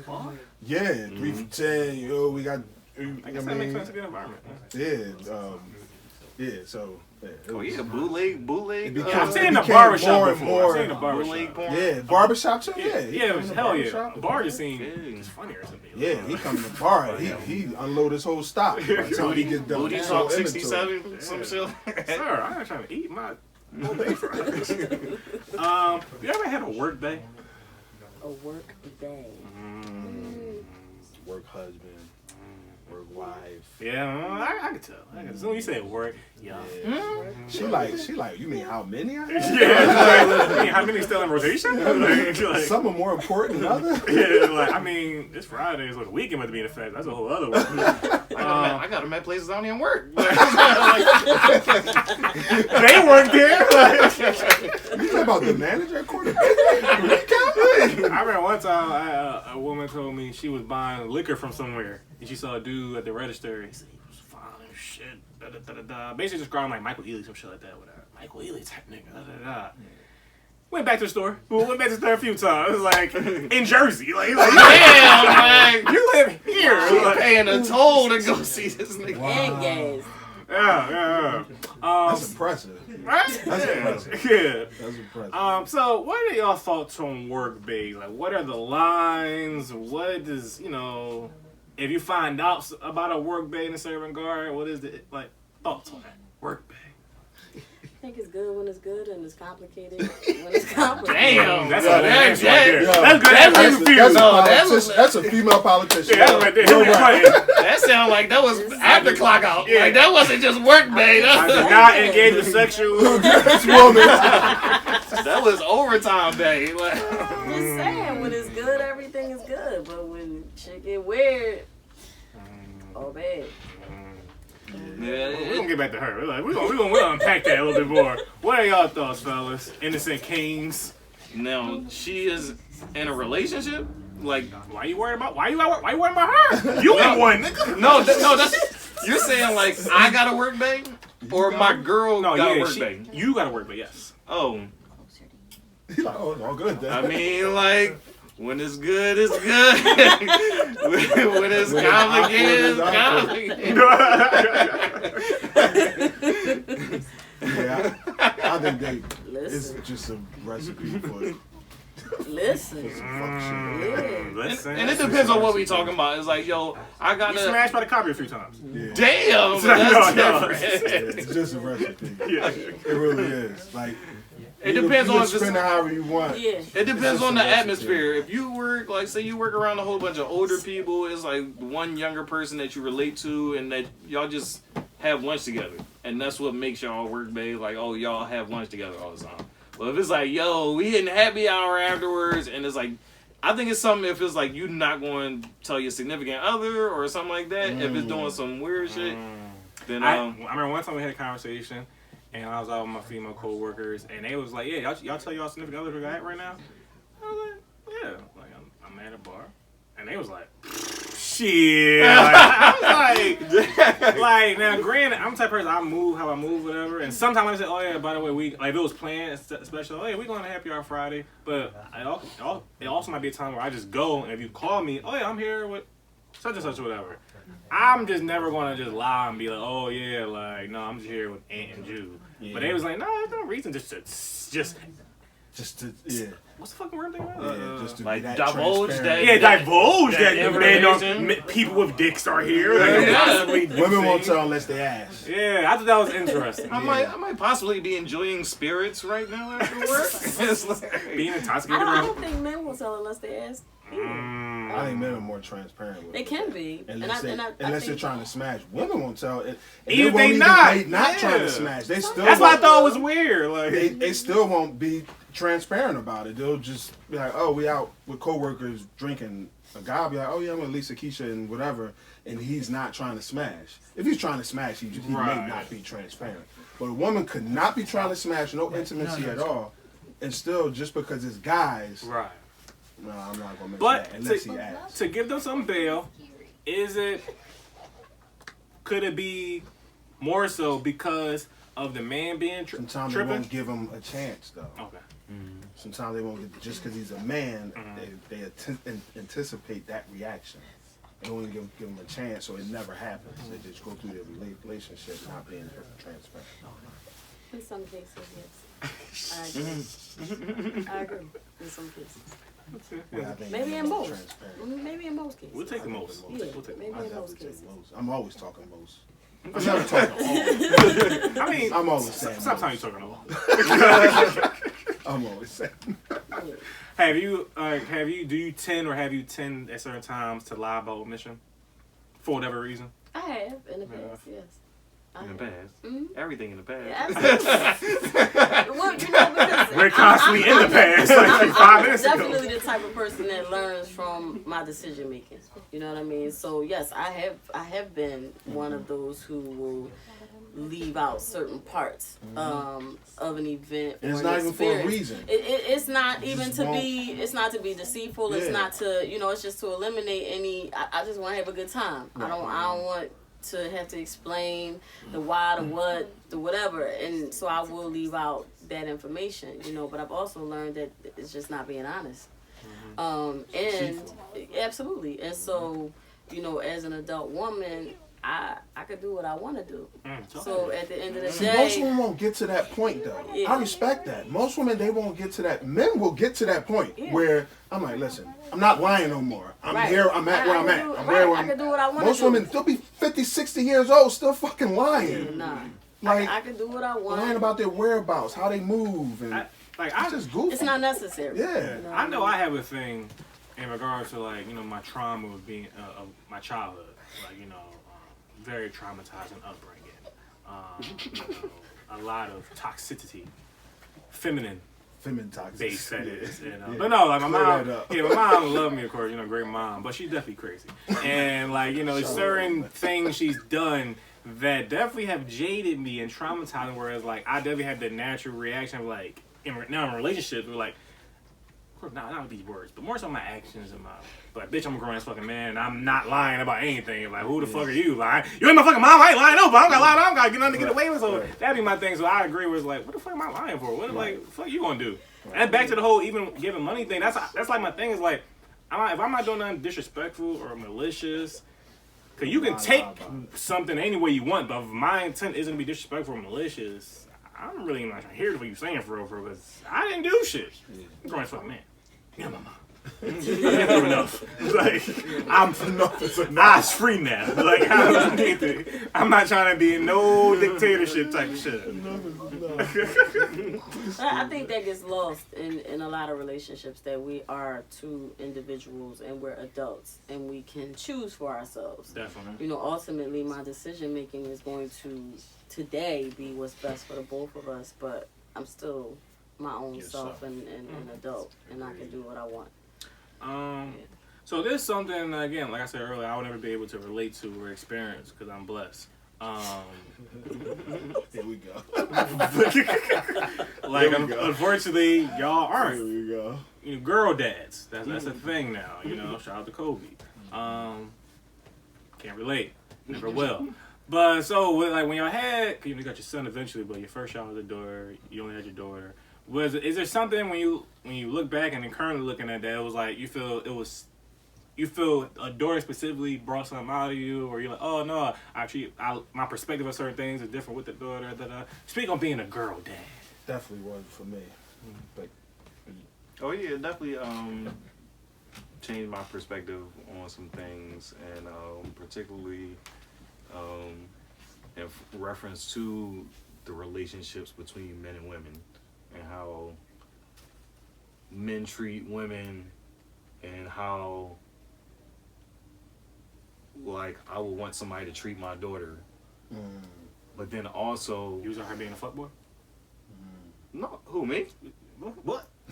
And so, like I was saying, but then also, like, instilling things into my daughter to make sure that she is a woman that understands her value, and try to give her some game so she won't fall into some traps and some of the shit that niggas get into. And I always tell her, is like, if life is like a video game, it's like I'm on the level I'm at and you're on the level that you're at, and I'm trying to give you the cheat codes. And it's like, so you don't have to go through the boards. I like that. So you don't have to go through the boards the same way that I had to go through the boards. Like, you got extra shit. Like, so, and that's how it's supposed to be for every generation. It's supposed to, like, build on top of that. So it definitely changed the way that I mean, not that I've ever was like a womanizer or treated women bad or anything. Most men who their child is their first is a daughter is because they womanizers. Would the women say that? I'm just putting that out there. Where's the research? I was like, I'm just waiting. Is it Harvard, MIT? Like, what were we waiting on? It's like Stanford, Harvard. But yeah, I definitely, like, even now, like I said, I'm more open when it comes to relationships about, like, yo, I think you cool as shit, and we have a good connection, but I just don't see a future with it. And being, like, open and transparent, because I understand, like, this woman has not yes, she has feelings and things that may not be the same as what I have, but hers are just as valid. So looking at it from that perspective, where I might have been a little bit more selfish about what I wanted from the relationship, but even still going the same course of what I want, but being more open and transparent, so she has the opportunity to know. And she can decide whether she wants to move forward with you. Okay. Trash nigga. Your perspective? Which is a cheat code. Which is a different conversation. I like that. Cheat code. I feel like my daughter, I felt more empowered. I felt more like, like, all right, it's my baby girl. I gotta protect her from the world. And with my son, I was a little older, 23, 29, 30-ish. My son was born. So it was more, I was more reality based. Like my daughter, I felt like a superhero. Like I could do anything. Like it's on. You know what I mean? My son, I was a little more reality based. So I just wanted to Thanos all the fucking little girls that was gonna fuck him up throughout life and make sure he didn't go through any of that bullshit. Yeah. So yeah, it was definitely two different experiences. And he speaks on that often, where I've never really heard another man say that. Where like, usually it's often like, yo, I'm gonna protect my daughter from men, whatever. And he always talks about his protecting girls his is son. fast as shit, man. Yeah. They will fuck your son up. Some girls out here, they're fast as hell. And fast little heifers. He's 16 now, and I've experienced it even just in these years where his different experiences with girls, and you always, the boys kind of get to blame a lot, but these little girls are aggressive. Well, even like people say, it's like usually a girl hurt a man in the past, and that changes the way that he treats other women. And it's like the chicken or the egg. Like, was she trash first? Yes. Not always. Not always. Depends. Not always. Okay. What was I? Depends.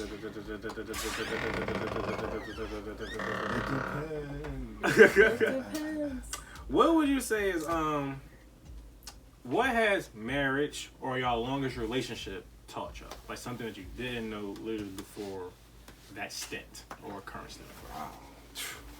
That's a whole other Yeah, show. something. God damn, what is I can tell you, self-betrayal is the worst thing you can do to yourself.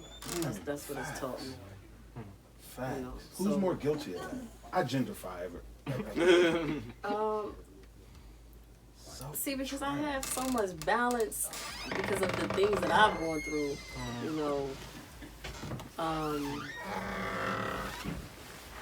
I believe that we talked about scars and things like that earlier on. I think that we individually bring our stuff into relationships, and based on what we're yearning for or needing, if it's coming in, regardless of anything else that's coming, if that need is being met, then you will disregard everything else just so that you can get that need met. You know what I mean? And so in doing that, you lose yourself or you betray yourself, and so I think that it's really a matter of what you're working through, what you're moving through, and how you show up in relationships. So, but that's what it's taught me, is self-betrayal. And that I can change my mind. You know what I mean? Like, I've made Is that a lot self-betrayal? No, but it's taught me, being in those relationships taught me that I can change my mind. Like, I made commitments, and I made those commitments when there wasn't any cheating, when there wasn't any abuse, and, we were in a different place. And so when things start to shift and move, I don't gotta be loyal to that, because we not the same people we were when I made that commitment. But I lived a long time really being loyal to the commitments that I made, because I forgot that I had a choice. So just that I can change my mind whenever I need to, I can change my mind. Cool. Yeah. How about y'all? I think I guess the biggest thing I've learned in my longest relationships was probably, again, I'll probably go back to communication, like being able to have an open dialogue and being more emotionally intelligent and being more in tune with how I'm feeling, and then also like how to communicate how I'm feeling in a way where it's like where it's like no translation issues, where it's like I'm being open about how I feel, and hopefully you understand it and we could talk through it, and that's probably the biggest thing I've gained and I've learned growing, like my communication and stuff. Two things. One, it takes a lot longer to know somebody than you think. You think you go, you hear people in relationships, oh, I know my husband, I know my girl, I know like the back of my hand, and Yeah. Relax. As Q would say. Yeah. Relax. 5 years? Okay. Yeah. Anyway, that's one. It takes a lot longer than you think. And two, like kind of forever. Yeah, damn near. And two, to piggyback off what she said a little is the stages. Just being able to, you know, like she said, change your mind, but even more than that, being able to deal with change. I think I said this to Q before. Any change in the relationship is going to bring some type of stressor. A good change can bring a stressor. A bad change can bring a stressor. So just being able to adapt to any change, be a positive or negative change, is just it's a stressor in your relationship. A bigger house, a higher income, all that shit, or lower income, or smaller house. It's still stressors in the relationship. Or dealing with tragedy and death. You know, people lose loved ones, and you don't know how your significant other is going to respond to that, and then they go into complete shutdown. You know, and you get to prove that you are who you say that you're going to be for that person. You know, so I agree. And I definitely learned that your girl sucking dick is not always a deal breaker. Just putting that out there. Now, 2 dicks at once. Speaking of that, so it's a safe place. Yeah, oh yeah. It's a safe place. I hear it's not. It tends to not be. No, but so the reason I was telling a friend by the time I got cheated on, not this one, not this current relationship, which is why I have such a hard stance on it. So what? Listen, let nice. that out. So That needs to be let out. yeah. So I've always had an understanding of what happened. But he when I told him the story, my friend, he was like, "Oh no, this is probably what happened." And I was like, wait. So this is the situation what happened. So I'm not even getting into the whole particulars like what led up to it. That's not important, whatever. But so basically she texted me saying, "I fucked another nigga." So She wanted up to the be back. over. huh? She wanted it to be over. She texted you like that. Yeah, I would definitely say a sabotage situation for sure or whatever. Yeah. But she didn't know how to put the nail in the coffin. It was like a little drag out thing. Whatever. Especially if I just say good morning and it's like, No, I fucked it like this. It's like, damn. Okay. Well, it was like I said, because of other shit in that time, it was like broken communication and dragged out shit, whatever. So yeah, so it wasn't like good morning, fucking nigga, by the way, bitch ass nigga. It was like, you know, you could tell she was like, my perception of it was breaking her down per se. She didn't want to hold it, then she wanted to let it out. So you were a little. But you gotta respect her because she's honest. No, she's still a whore. That's never changed. So this was the story. She said, it was in college, and she was like, yeah, so study buddy. Oh shit. No, it was a guy she went to the room, and they were studying or whatever. Then he started kissing her, doing whatever, like trying to fuck her or whatever, right? And, no, me too, but trying to kiss her or whatever. And she was, at first, she's like, no, chill, I'm da-da-da. Then she said she went along with it. Then they started fucking for a little while. Shit. Right. Wow. Some niggas only got a little while. You are weird. This lie is weird. So, whatever that means. And then she said she's gonna do the more. She stopped. She was like, nah, she wasn't into it. She ran away crying, whatever, right? So, this whole story, I'm just like, whatever, bitch. At the time, I was just, more so just mad. I didn't really put that much thought into it. Then, by the time shit was ending, I was like, shit ending. So, I never really put that much thought into it, though. Maurice talking about, he was like, oh, no, I don't believe that shit. I think she probably fucked him more than once. And then maybe the first time she stopped it and wasn't into it, and then wasn't circled a block, and then went through it the whole time. Did I say that?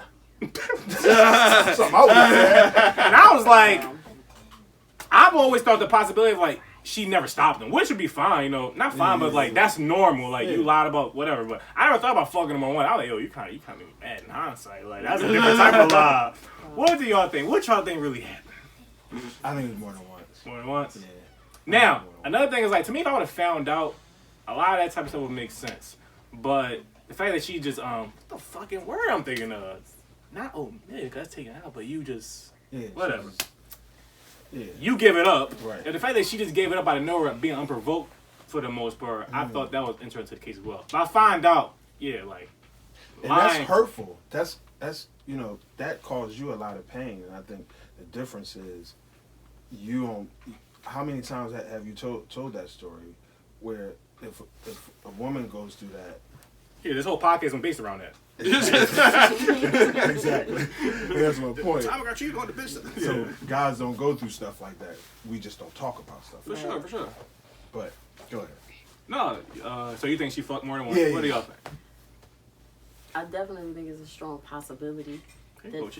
No, we need concrete. There is a strong From a possibility. woman's point of view. There is usually a build up of things. Like they study buddies, so Definitely. he didn't just come at her and it just happened. You know what I'm saying? That she had to have a level of comfortability, even for him to kiss her or touch her a certain way. So if I will say though, I know niggas that really don't need much though.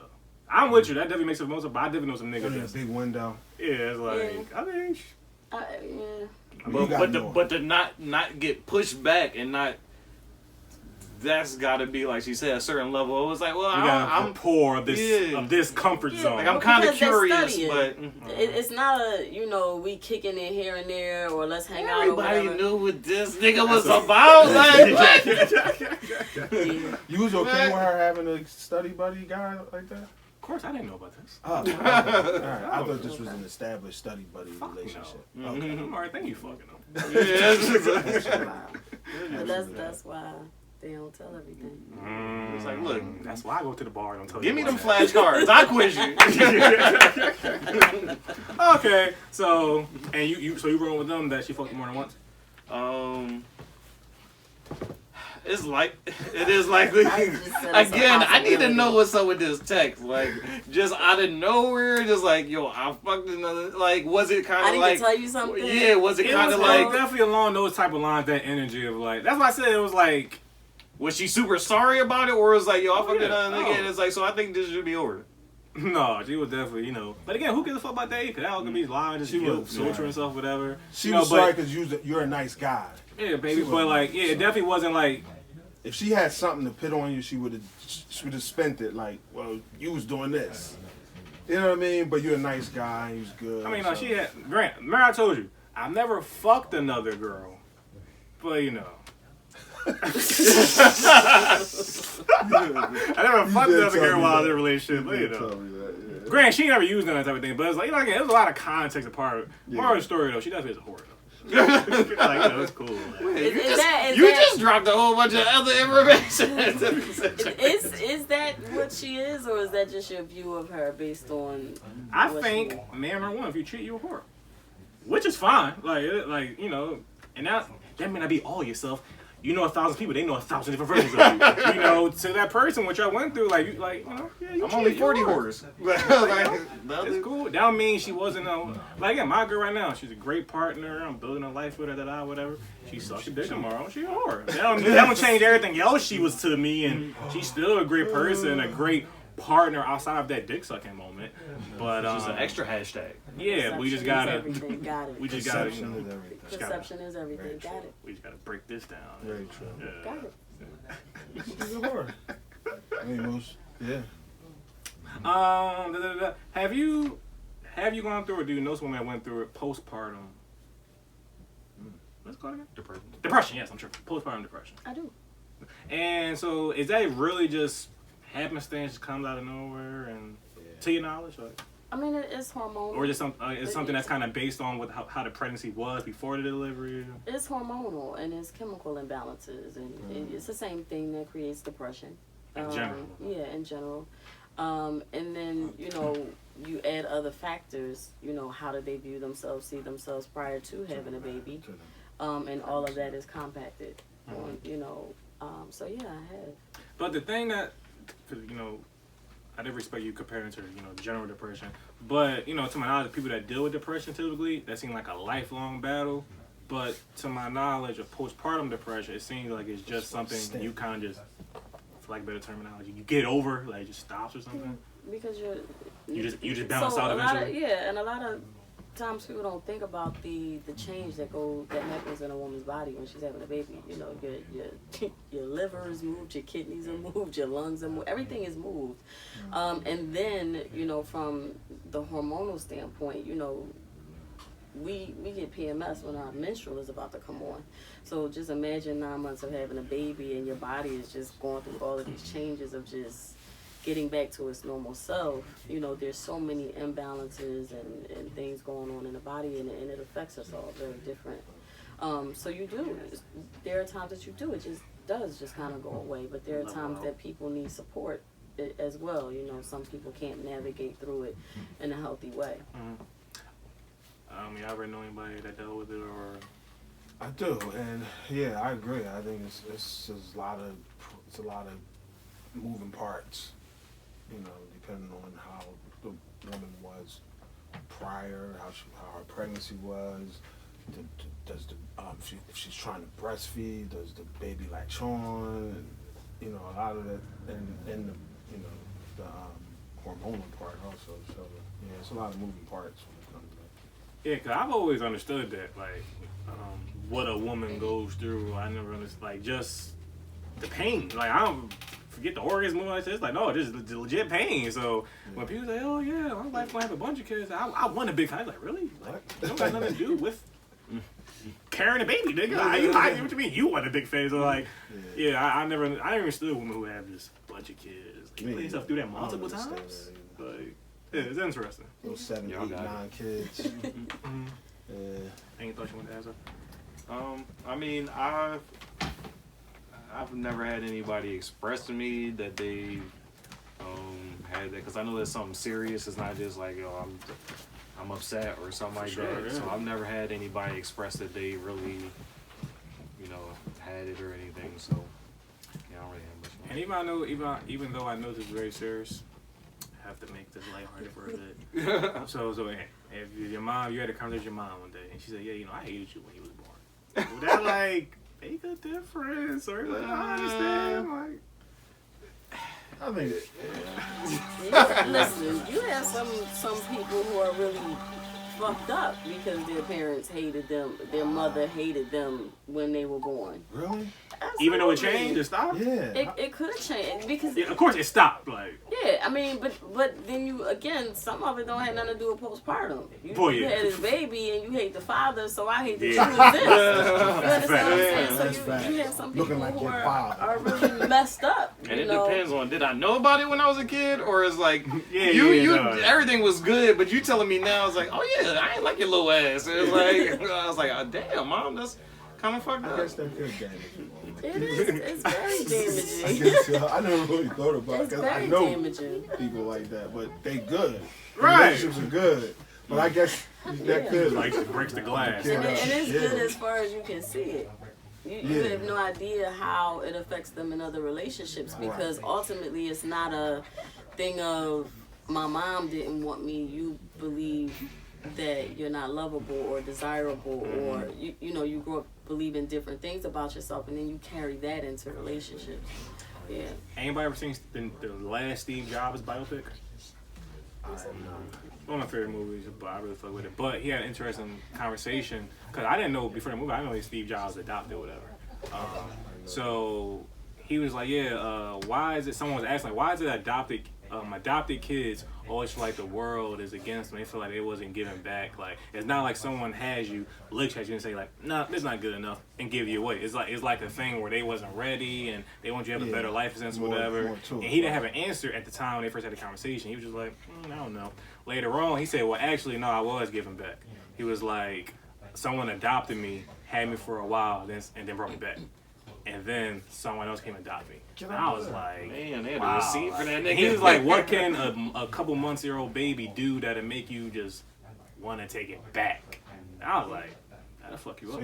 It will. Yeah. And again, it's not always about the baby. The parent might have got the baby and just saw that they weren't ready or capable of taking care of the baby. But again, why it fucks you up is because you make up your own story about what it means. Yeah. So what could a X amount month-old baby do to you? Well, really probably didn't have anything to do with you. But it doesn't mean that that's not the belief that you have. Like, I was that problematic. that, you know, you gave me back. So then you go through your life creating problems for yourself. Because that's the belief that you hold about yourself. Mm-hmm. Did you guys enjoy yourself today? Absolutely. This was fun. Thank you. You told me I wasn't gonna like her. That was totally false. Well, I didn't know we had a queen here, like double queen. Yeah, you know, she had a few moments. I was like, it depends one more time.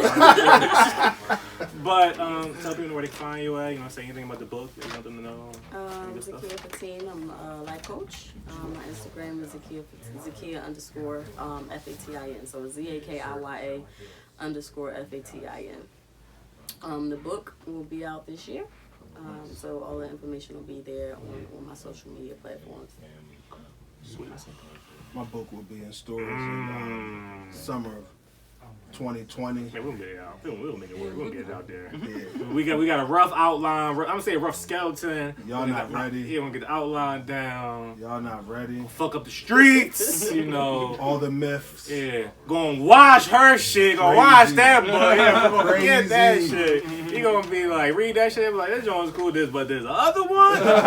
This shit is crazy. Like, this shit really wrote itself. Like, wow. Cause kings we ain't being heard. Our voices, you know, woman, like you said, if I was a woman and I got cheated on that, this whole podcast be based on that specific story. You'd have had a book out right after college. Facts. Like, and then wrote 10 sequels to the same story. Like, so we are misrepresented. And how you rebounded. Right. Representation matters. We're trying to represent kings out here. Our voices, our trauma. Absolutely. You know, yeah. You got a book, Ant? I did start one. All right, cool. Yeah. Shut up. You shitting on women? No. All right. Keep it to yourself. Keep it in your notes. Yeah, mine's bald. Yeah, some other stuff. Fair enough. Cats. So RightonQuelive, talk about it. We out. Stay safe out there. Watch 28 Days and Weeks Later. Yeah. And wash your hands. It's a documentary. Talk about it. Based on true story events.